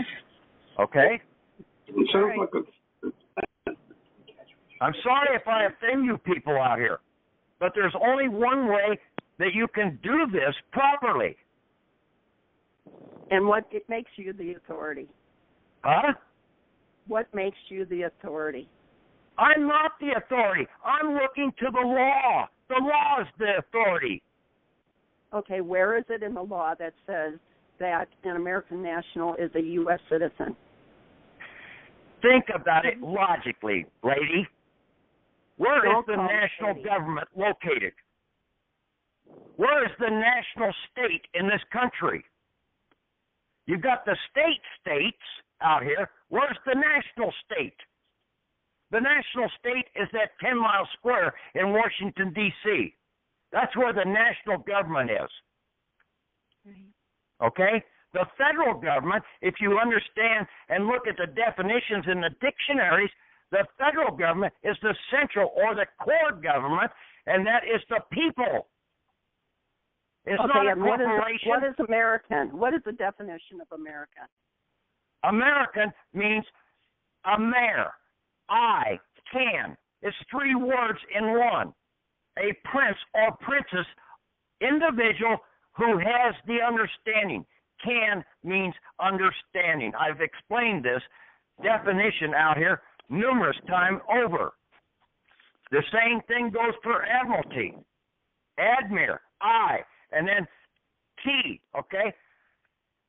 You break these words down. The Babel system has combined certain words into a new word in the process to hide the truth from the people right in plain sight. Get a dictionary and start studying the words. Because right now, you don't understand the words. You think you do, but you don't. Now, like I said, I'm sorry if I offend anybody on this understanding, but there's only one way to get an A on your test, and you're being tested. Now, you may get a C plus or something like that and skate by, but that ain't going to cut it when it comes down to the final scenario. You may be right, but I don't appreciate the fact that you call me lady. I don't call you mister, and I don't expect you to call me lady. It's disrespectful, and I don't like it. Well, what are you then? I was sharing with you. What are you? What do you want to be called? Female? I don't deserve to be talked to or treated that way. What do you want to be called? A female? A little girl? Tell me, what do you want to be called? Don't call me anything. Just talk to me. Don't shout at me and don't preach at me. Patrick? Well, I'm sorry that basically if you can't stand the heat, get out of the frying pan. I'm sorry if basically you want to leave the information and basically get arrogant and everything else about what I'm trying to put out here. And if anybody else wants to leave, that's your prerogative. You have the right of free choice. Okay? Sometimes I'm a little harsh. I'm sorry. But that's the way life is. It's hard knocks. Get over it. Can I say something, Patrick? Yeah, go ahead. Speak up a little, Bo. I can barely hear you. Okay, you're absolutely right what you're saying because it's your class. If other people come in here and they've had other teachings elsewhere, keep it to themselves.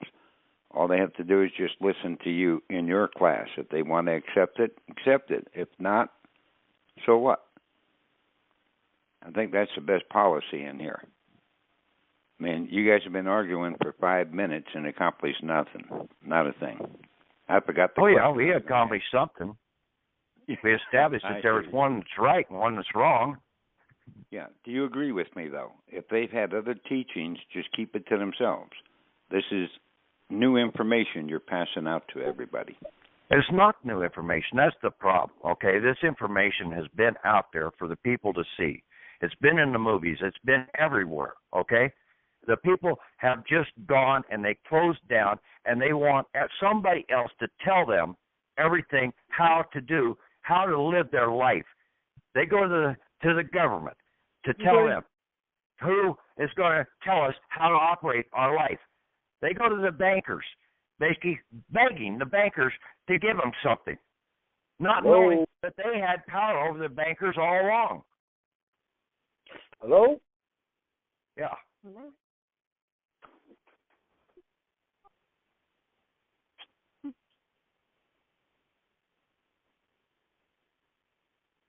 Hello? Yeah, go ahead.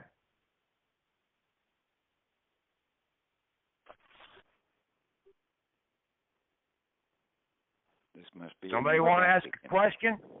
Comment? Yeah, Call me a liar? Call me whatever. Just don't call me late for supper. Come on, get a little humor, people. God damn it. And Patrick, a while ago, you were mentioning to take your birth certificate. I mean, you had a list of all those documents and things that you should have.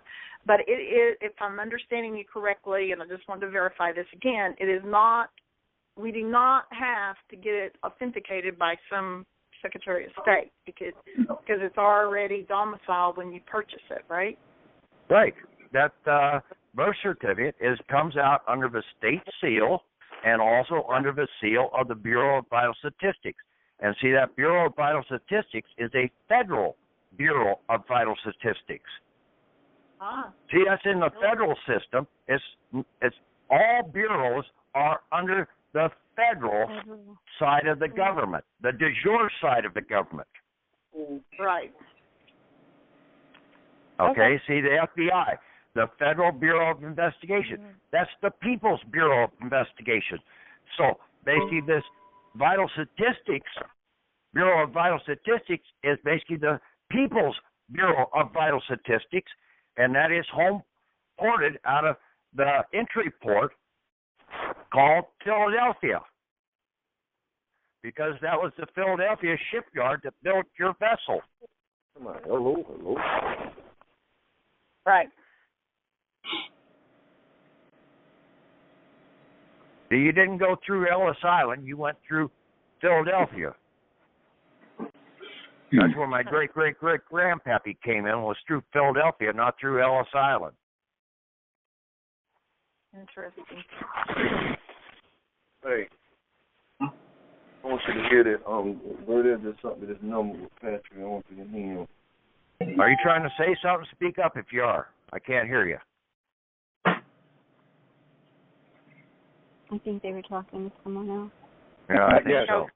Background. He was the one who kept saying, hello.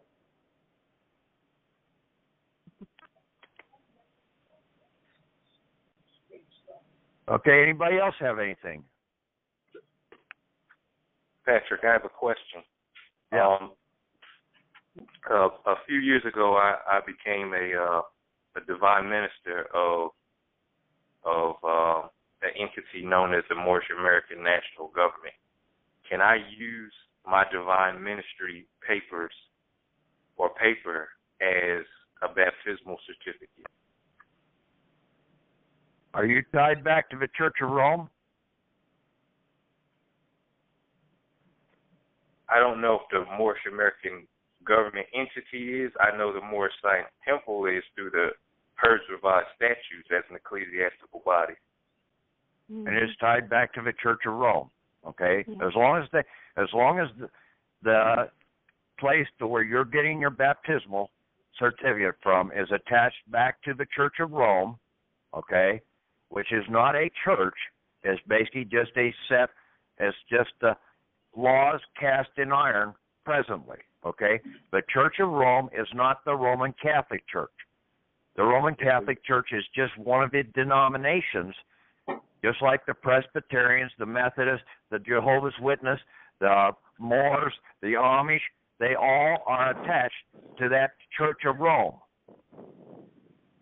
Right. The Church of Rome is the Senate, the Roman Senate. It's basically the law, okay? That's what really the church really stands for, is the de jure law. That's the teachings that come out of that church, is that we will operate with the lawful laws that were laid down pretty much by the Ten Commandments coming out of Egypt. But basically, in a lot of cases, those commandments were initiated way back at the beginning of time, and that's why Cain was able to come out and terminate his Abel in the process. Right. Are you referring to what was eventually called the Laws of Ma'at, or the 42 Laws of Ma'at, 42 Confessions? Well, basically, you can go back through some of them, but they've simplified them down to Moses got them simplified down to 10, and then Jesus simplified them down to 2. Right. Yes, sir. Patrick, when you just mentioned the Church of Rome and connected it with all the other churches and denominations, and then you said de jure, what about all those that are hooked up with the 5031Cs or 13Cs? See, they're not really, they're separate churches, but the core, their core belief has to be tied to the Church of Rome. They have to follow the laws that come out of the Church of Rome. So basically, what laws are they preaching out here? Thou shalt not kill. Thou shalt not commit adultery. Thou shalt not do this. Thou shalt not do that. Okay? Love thy father. You name it. Okay? But basically, they're operating under the laws that are out here. Basically, they're the natural laws also. It's a double-minded type of... All these 501c, they're just corporations, and basically all those priests and ministers, what do they got? They got their hand in your back pocket. They're trying to make a profit off of you. That's why they have to be listed as a 501c3 church, so that they have to pay their damn taxes. Yeah, because they're just a corporation. Mm-hmm. Yes, sir. They're the Jezebel corporations, but they're not tied to. They are tied. All the Jezebel corporations are still tied in a way. They're under the de jure temple that was basically created back in Moses' time. The Pharisees and Sadducees too. Yeah. Huh? Like the Pharisees and Sadducees. Yeah. The whole group of people that Jesus drew out of the temple, the teachers, the attorneys, the religious ministers, the quack doctors, you name it. Mm-hmm. That's why I said when I was a little child, about 5 years old, basically sitting in the Roman Catholic Church there, and basically all the priests wanted to be called Father, whatever.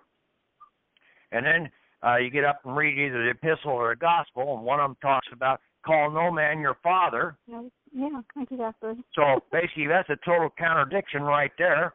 To call that guy that's giving the damn sermon father is totally against what is laid out in the Bible. And then you turn around and the other one, the epistle or gospel, is talking about Jesus coming in and throwing out the Sagittarius, whatever, all the different, 4 different groups out of the damn temple. And then you turn around and look around. Well, you got a banker on one side of you, you got a teacher on the other side of you, you got a doctor on the other side, and then you got a damn attorney on the other side of you.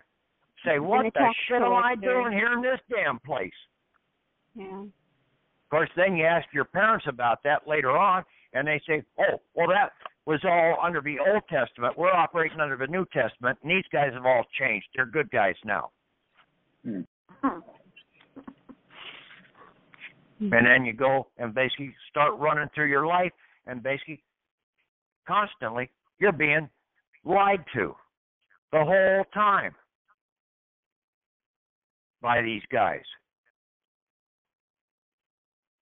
The teachers, they belittle you to stop asking the question why. Your parents did that, and then your teachers are doing the same thing. And then you just sit down and stop ever asking the question, why is this thing the way it is? And then since nobody's going to tell you the answer, you haven't gone out and really researched to find out the true answer. That's what I kept looking for. Where is the truth at? I know that I'm getting lied to constantly. Half the time by these damn gurus and everything out here that only know part of the truth.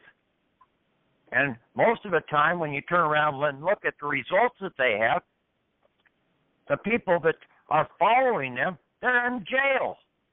So what's wrong here?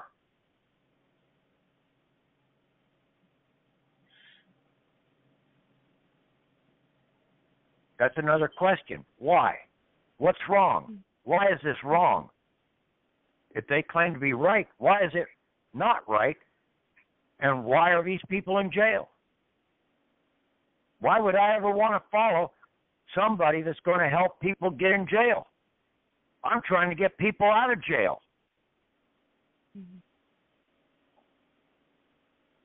And I've given you the remedy. Release the credits. Stand up with your baptismal certificate. You're the living. You're not the dead.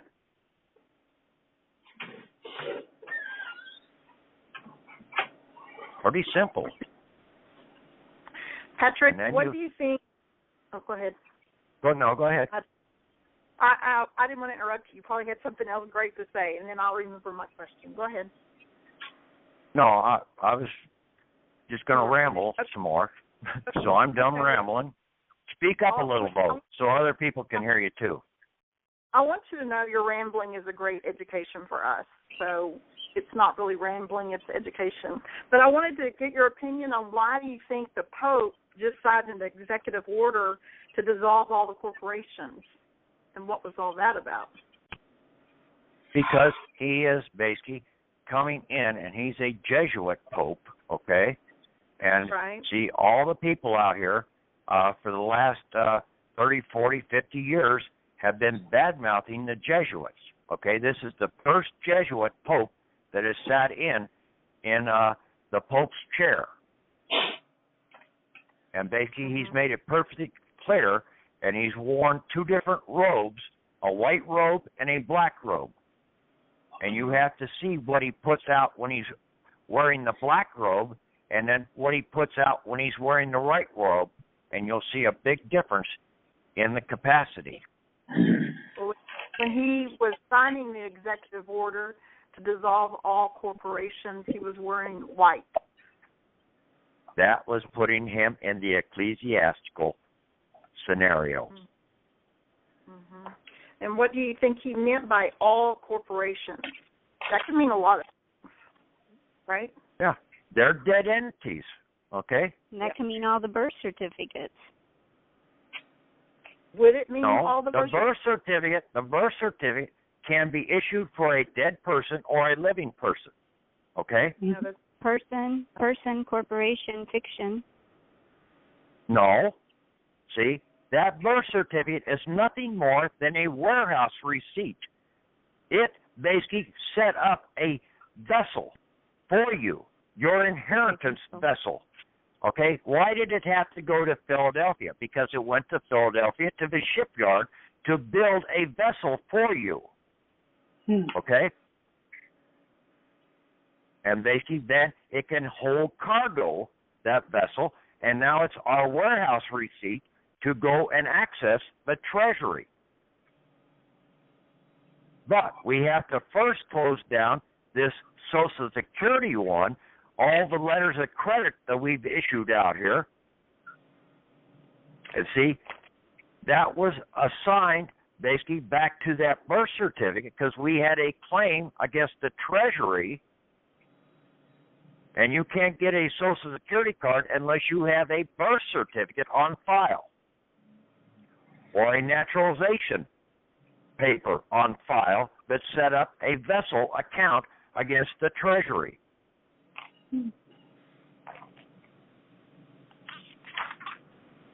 So you have to think about these things logically. How do they follow step by step in the progression of something?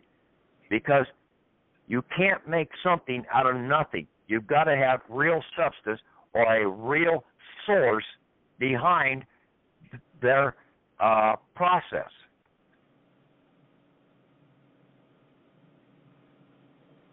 You've got to have a title before you start writing the book. You don't just start writing a book. Normally you come up with a title and then you build the story around that title. At least that's the way I was always taught.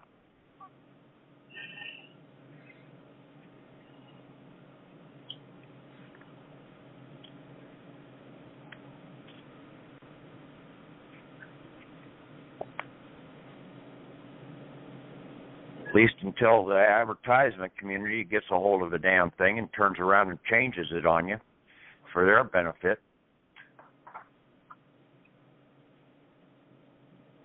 Come on, people, lighten up a little here. He may have had to do the whatever she was just saying, that executive order for the corporations, because of the motu protu, whatever you call it, motu proto pluto, whatever, that was issued a couple years ago. Motu proprio. Yeah, that was part of them having to clean up their act, and so that may have been a part of that process. But they're not going to. They're not going to. That's the problem. No, it's probably all farce. Yeah, the Pope can't make them do these things. Just like I can't make you do a damn thing. Follow me or whatever. Right. You have the right of free choice. You can either accept it or basically you're going to reject it. And most of these corporations are going to totally reject what that Pope puts out because they think that basically that's coming out of a Roman Catholic and they're over here as a Presbyterian and they ain't going to follow that Roman Catholic priest. See the arrogance of people out here? Mm-hmm. It's been constantly this way. Ignorance as well.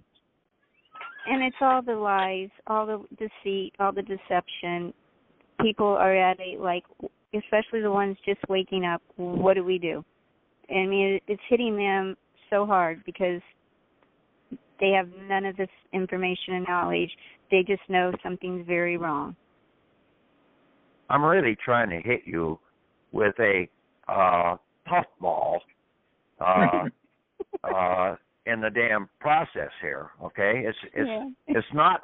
I'm not trying to harm you, okay? I didn't mean the people on the call. I meant the ones out there in the, rest of the world right now. You got to look at what's going on in the world, okay? We're over here fighting the Islams, okay? They're trying to operate with lawful money. Yep. Why are we going over there and killing these people that are trying to operate with lawful money? Because they don't want to participate with Babylon and the beast. Yeah, and basically it's the bankers over here that are getting us to go over there and fight their war for them.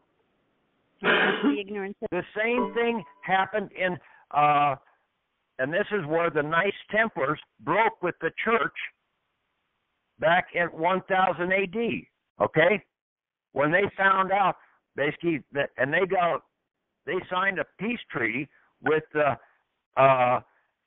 Islams, okay, in there. They found all the books and basically the banking system that basically the church and the Jews were operating under back in Rome. And that's why the Knights Templars took the treasure and all those books and basically brought them over here to America in 1290-something, way before Christopher Columbus ever said that he discovered America. Of course, he never did. He only discovered the Caribbeans. And then he killed most of the people that were there.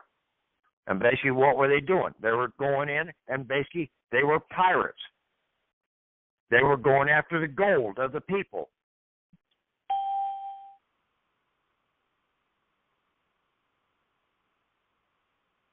The Spanish and the French and the monarchs and the English monarchs and the church, basically they have killed more people out here, all in the name of false religions, false banking process,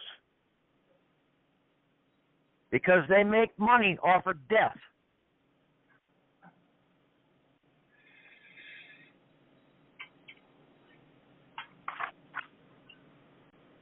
I mean, it's intuitively obvious if you just slow down and look at all the garbage out here. Where's the love? Basically, we just left Christmas. You want to see some good bylines or whatever, morals to the story? Watch some of the Hallmark Christmas stories. And then look at some of them, and most of them, or a lot of them, were basically a woman in there, basically trying to fight the system, and then basically she had to wake up and see that she was wrong.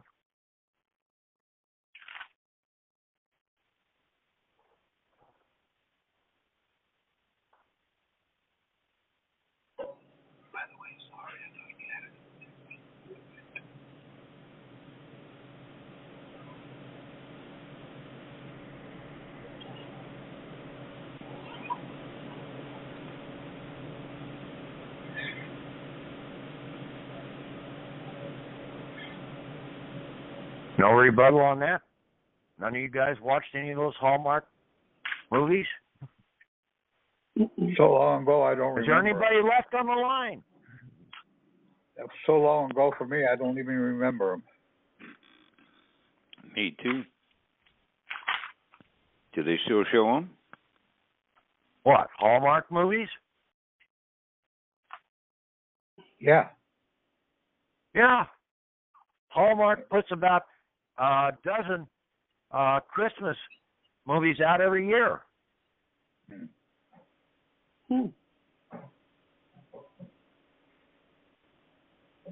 Okay, Patrick, what treasury is We the People? We the People is the de jure treasury of this country, where all the real gold and silver is located. There's two depositories in this country. There's one located around Philadelphia. The other one is down here in Missouri, under Springfield, Missouri, about 5 miles underground. That's why there was two national treasuries that were identified in the movies.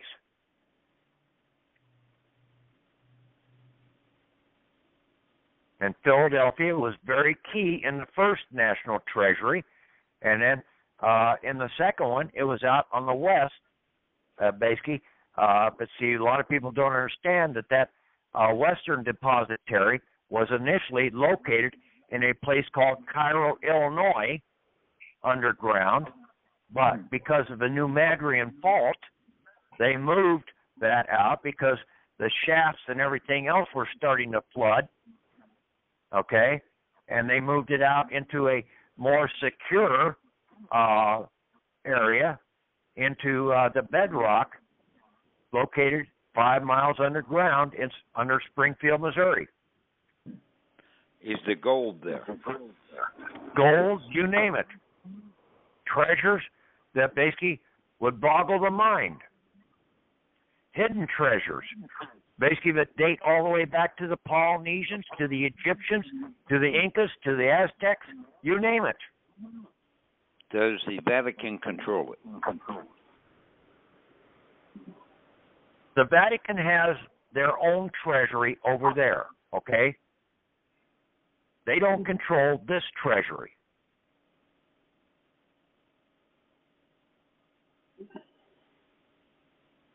And basically the Vatican Roman treasury can be accessed, okay, by getting a postmaster EIN against the St. Patrick's Trust Building, Church of Rome, St. Patrick's Trust Building in New York City. Because St. Patrick is the Roman patriarch of the Americas, of Ireland, Scotland, and the Americas. His father was the Roman proctor over England.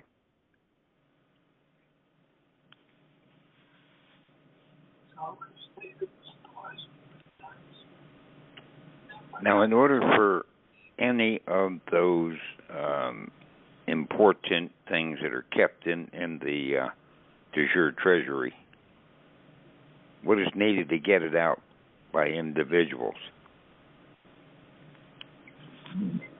You have to have a need, okay? You have to have a need, okay? And when you turn around, you've got to take out your Social Security account, and basically when you find out how much money you've got there, you're probably going to be, you're going to have to deposit so much of it back into the treasury because you're not going to be able to handle it all. I love that. Think about this, people. These bankers are hiding the money. Where are they hiding it? In off-budget accounts. Who's got the off-budget accounts? We do. The ones that we've never been told about. I sent in one of those damn requests to the Social Security Administration, paid $196 to the shitheads, and basically what did they tell me? They told me how much I had put in out of my back pocket, and basically my employers had put in on my behalf into the Social Security account. That is the on-budget account. They never gave me a complete breakdown of the off-budget account that's also sitting there.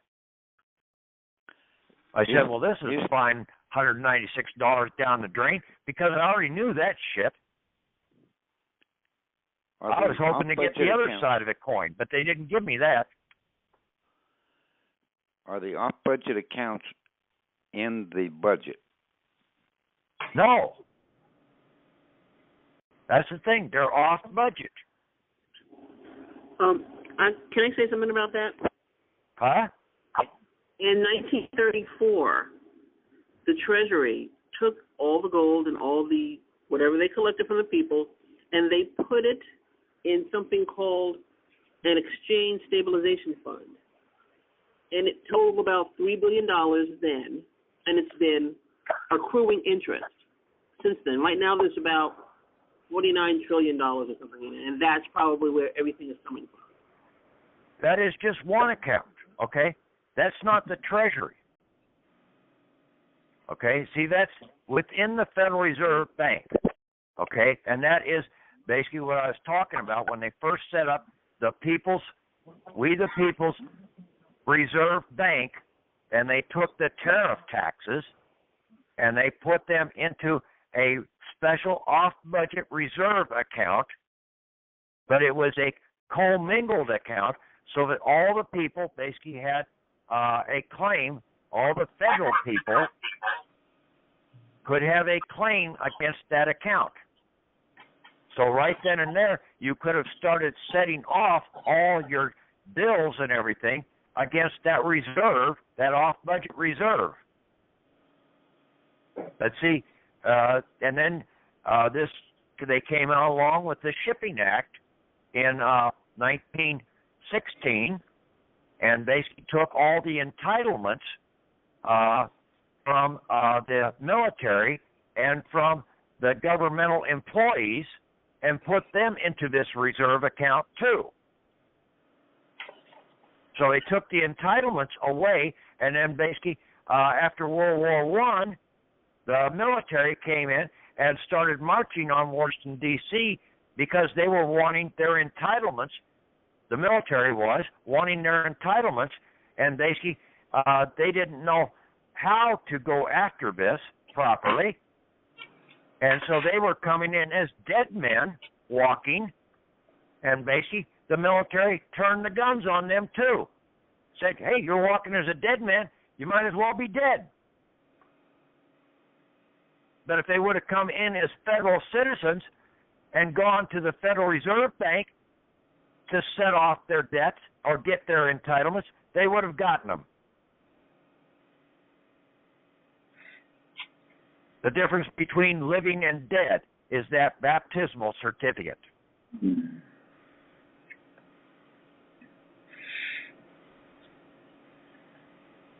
I think I've tried to explain that and pretty much document in my dissertation here tonight that is the only remedy you're going to have. True remedy. You can think you've got some of this other stuff, protections and everything, but they're only giving that to mislead you down the wrong path. And they will pull the plug on you sooner or later. So you're saying go to the Ecclesiastical Court first, and then do everything else second? You can start setting off bills. You can set off your mortgage. You can set off your utility by releasing the credits. Okay? Get something positive, knowing that basically now your signature really stands for something. Then you know that when the credits are released, okay, and it's like you go into traffic court and you show them your birth or your baptismal certificate, and basically the court gets dismissed because of the judge knowing that basically, hey, your debts are forgiven. Your sins are forgiven. That's what that baptismal certificate is all about. They have to forgive those. They take your Social Security account and they will release the credits to set off the charge, to give the discharge to the charge. And then you work on your package to take it into a federal chief judge demanding an ecclesiastical court process. You may or may not have to appear.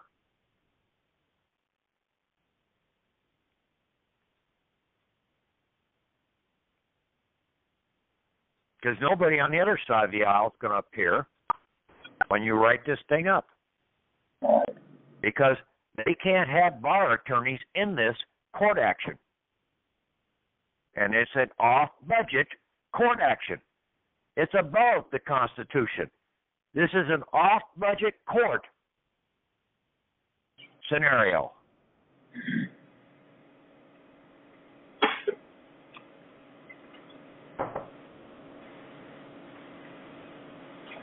There is no filing fee for this either. So I mean, you call up the clerk of the court and you ask him, hey, what's the filing fee for an ecclesiastical court action? She's going to say, what? Well, right there, you know that basically there's no filing fee. If she don't know that there's supposed to be a filing fee, there can't be a filing fee for that.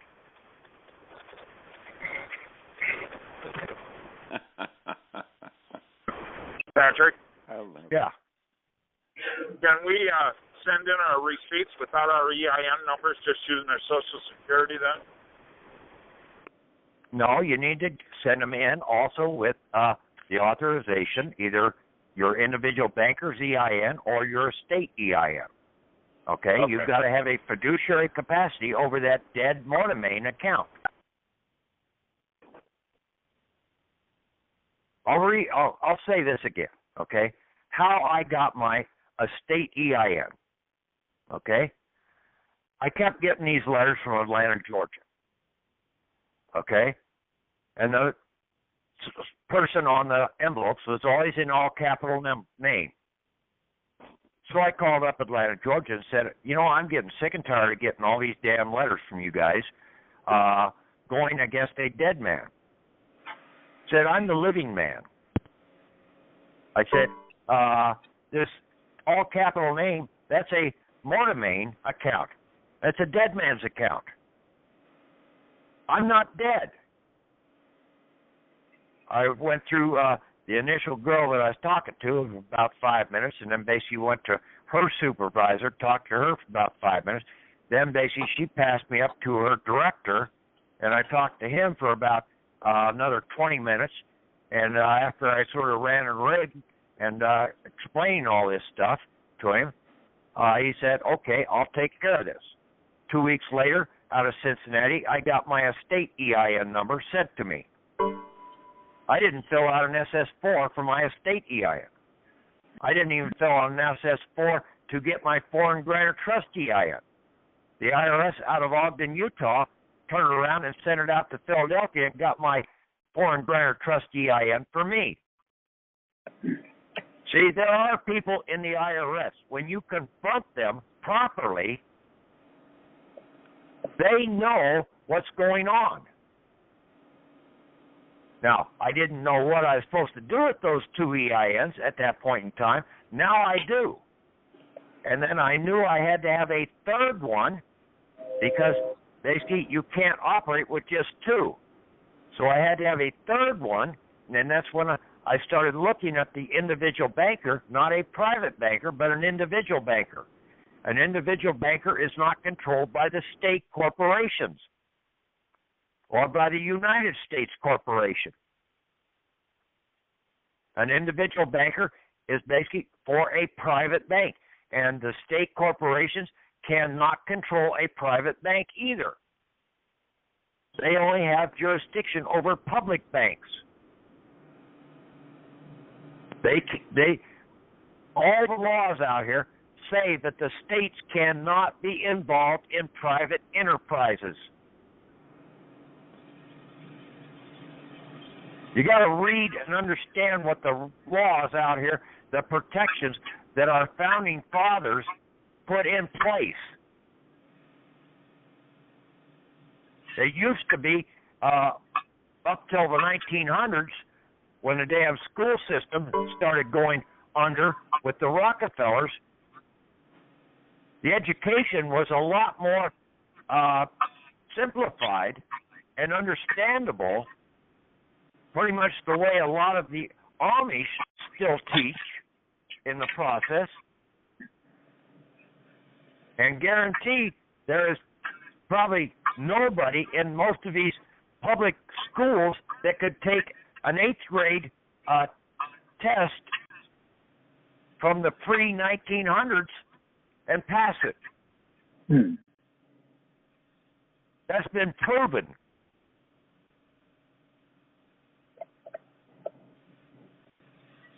So, are we smarter today or are we dumber today? I hate to say it, but you people are a lot dumber than basically our founding fathers were out here. And then you're operating with a closed mind, thinking, and basically with arrogance, thinking you know more than what the founding fathers of this country did.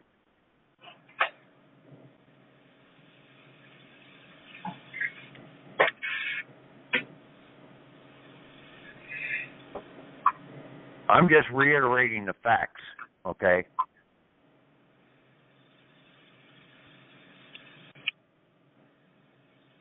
It's your choice, okay? Any other comments, questions, or anything like that? Otherwise, we'll call tonight. Patrick, I have one more question for you. Okay, go ahead. I have a question for you, Patrick. Go ahead. We want to wish you a happy new year, a happy prosperous new year, and wish it to all of the callers. But the question we have in particular, and I've been listening to you rant and raving tonight, and you keep going, you'll get it. At any rate, I have a, what do you call it, receipt. And it said on it 10/22, I think this was in 2010. However, it has started to fade, but I can still see that I paid almost $1,200 for, I think, a refrigerator, okay? Here's the question. I carried the receipt over to Menards, and they're saying to me, well, I'm sorry, but I can't give you any other receipt to verify that this is the receipt. But on the back of the receipt itself, it shows that it came from them. Now, here's the question. I'm wondering if I should get that notarized, okay, and then send it in. No. No, you don't need to get it notarized. You just turn around, you write up a letter, and basically you address this, that you're surrendering this receipt, okay? See, that's a dead instrument, and then you're surrendering that in, and you would surrender that into Philadelphia to the financial center for settlement from, and then you can address the Federal Reserve Bank off-budget reserve account. All right. And that you are coming in as a federal citizen to demand your proper settlement and set off of this debt. Wonderful. Because I have quite a few. I'm almost $30,000 worth, okay? So I'm looking forward to getting all of this stuff done. Yeah. So, well, I told basically, I was watching one movie there, basically about this sort of love story, and basically this one girl, let me see, what the hell was it? Anyway, the mother, okay, of the husband-to-be, she was sort of an arrogant, sort of richy, like living on Martha's Vineyard type snotty, snooty person. Well, basically, her purse fell open, and basically she had a pair of scissors in there and a bunch of coupons. Well, come to find out, she was going down there and clipping all these coupons and getting turning those in, and even though she was rich beyond her wildest dreams in the process, she was still clipping coupons. Well, see, you can do that too. You can become a millionaire overnight just by going through the dipsty dumpsters and picking up all the receipts out there, because they're all debt instruments to claim against the reserve funds that are in those Federal Reserve banks. Well, I've been telling folks that too, and I have a whole lot of term receipts. I don't know why I say them, but I always knew that it had to be something, you know, and I've been working on this for 9 years or so, okay? So I can't wait. I'm going to turn in everything. You know, I'm going to pay off bills, and then I'm going to turn around and I'm going to do the same thing all over again. So I think that you're right. All these corporations, they had to borrow money. Okay, I've said this all along. All corporations have to zero their books at the end of the year. Where do they get the funds from to start up the next year? They're getting them from the people. Okay, so they're going into the people's reserve banks and putting a trade acceptance or a bank acceptance into that bank to get funds, okay, which is Federal Reserve dollars, people reserve dollars, okay? That's what a Federal Reserve note is a people's reserve dollar out here. And it's a draw against being able to place a lien against the reserve accounts in those Federal Reserve banks. And to help to restore. Yeah, and basically you can turn around and take your Federal Reserve dollars, and you can go in and cash those Federal Reserve dollars in and draw out the lawful credits out of those Federal Reserve banks. Okay. See, well, that's what you're saying. Yeah, see, that's where this Karen Hudis, or whatever her name is, claiming that she's a world expert on the banking system out here, and she's putting out totally bum information. She does not understand what the word federal means. She doesn't understand what a baptismal certificate's all about, and basically the whole system of just exchangement in the process. She's a misleader, just like that other judge, female judge up in Alaska.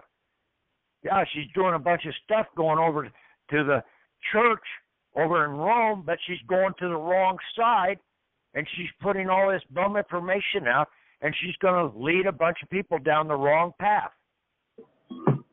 Women are, in some cases, in that capacity, are the biggest deceivers out there, because a man wants to think that a woman is basically doing the right thing.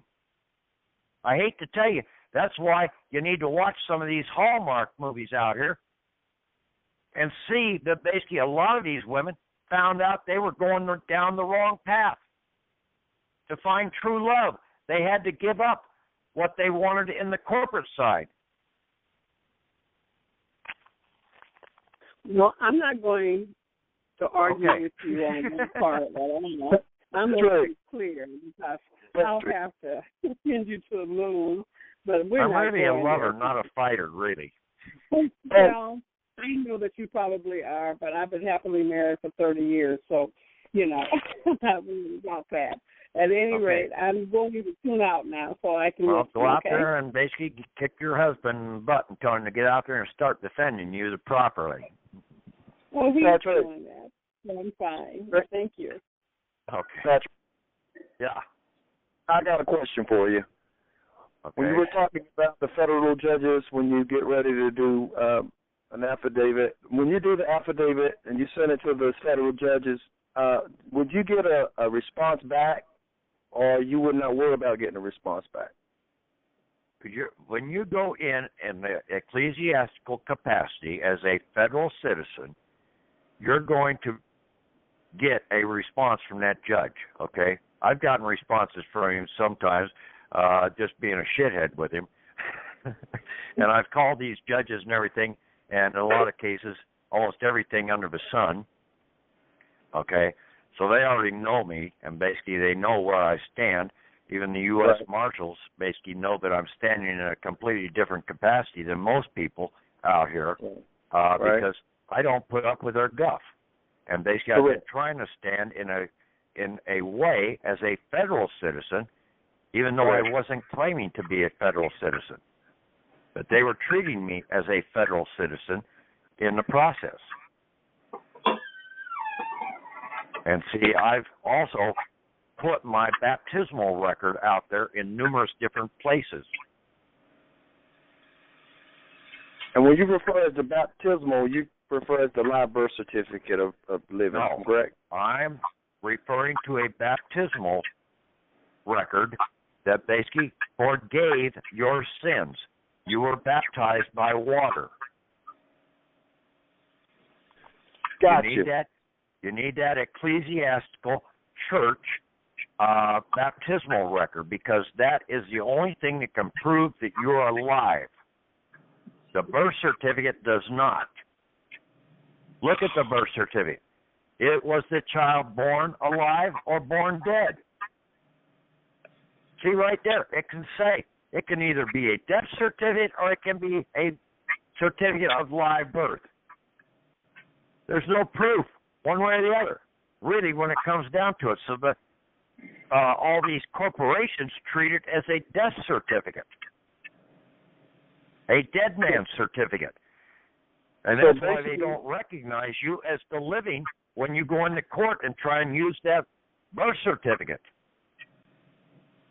So basically, I need to go to the church that I was baptized in and get a baptismal certificate? Yes. And basically, I would get a couple copies of it. What about if it was an old one since 1979, 80? Well, basically, I got baptized in 1949. Basically, I went down there and got 2 more certified copies of mine from the secretary there at the church. Of course, I live about 5 miles away. So you go to the church and you get the actual baptismal certificate, and you get it from the secretary at the church? Well, that's who issued mine. I'm a Roman Catholic, and basically the secretary, she's a ecclesiastical notary for the church, for the Roman Catholic Church. Okay. And then basically, you see, that also, with that baptismal certificate, that is your copyright of your name. It has nothing to do with being a Baptist, am I correct? Huh? Does it have anything to do with being a Baptist? No. Gotcha. It's for all denominations. See, all churches lead back to Rome. The Baptist church goes over there and basically pays homage to Rome also. And in a lot of cases, the upper echelon in the Baptist church has to go over there and go through training over there in Rome. Gotcha. See, Martin Luther King basically had some of this knowledge. He couldn't let it all out because, see, he was an insider, and basically he let out too much, and that's why they took him down. Okay? It wasn't for any other reason. Okay? They tried to claim he was a communist and all this and that. But no, he was letting out the truth about the baptismal certificate, and they had to shut him up.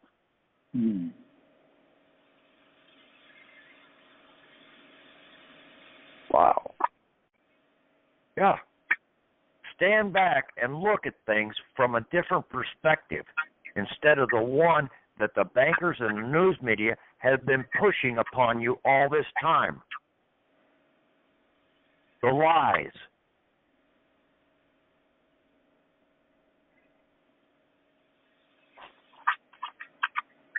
Patrick, I have one more question. Yeah, go ahead. The stamp that you got at Staples, when we put our stamp on our receipt, I would just want to verify and make sure I got this right in the past, that we put down our social number with dashes on there. Yes. Okay. And then you second sign it down below, and then in your cover letter, you're going to address that this is coming in either from your estate EIN person or from your individual banker person. Right. And then, the receipts that we're talking about, they could either be like receipts going out to eat. What was that? You broke up. The receipts, like every time you go out to eat, those kind of receipts as well? Okay. Every receipt, okay? Because, see, they took the money away from us. So we've got to go and put all these items in, and they're all debt instruments. We turn around and cash those in against the assets that are being held in our reserve bank accounts. Okay. Yeah. Sounds like a plan. Yeah. And then, see, we don't need the commercial bankers anymore. We've got reserve funds there that we could have set everything off with. Correct. Now, they just never told us the true reason, and that's why all these people, Ron Paul and half these other congressmen and everything, well, we want a complete accounting of the Federal Reserve banks. They couldn't get it. Why? Because those accounts belong to the people. The congressmen don't have any right to look at an individual's account. I mean, it'd be just like the congressman coming down here to your local bank and said, I want to see what Joe Blow down the street here has in his account. That bank's going to tell him, get the hell out of here. Mm-hmm. See, you've got to see by their actions, you will know them. Mm-hmm. And I think that's been put out in the Bible numerous times.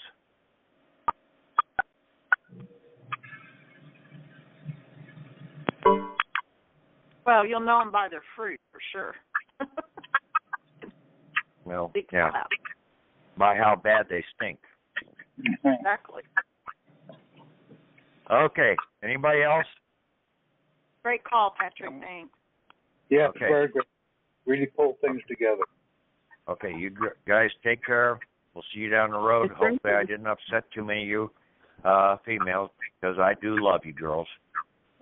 Oh, ladies, whatever. Females, whatever name you want to go by. Okay. Good night. Okay. Thanks, Pat. Hey, thanks, Pat. Peace. Bye.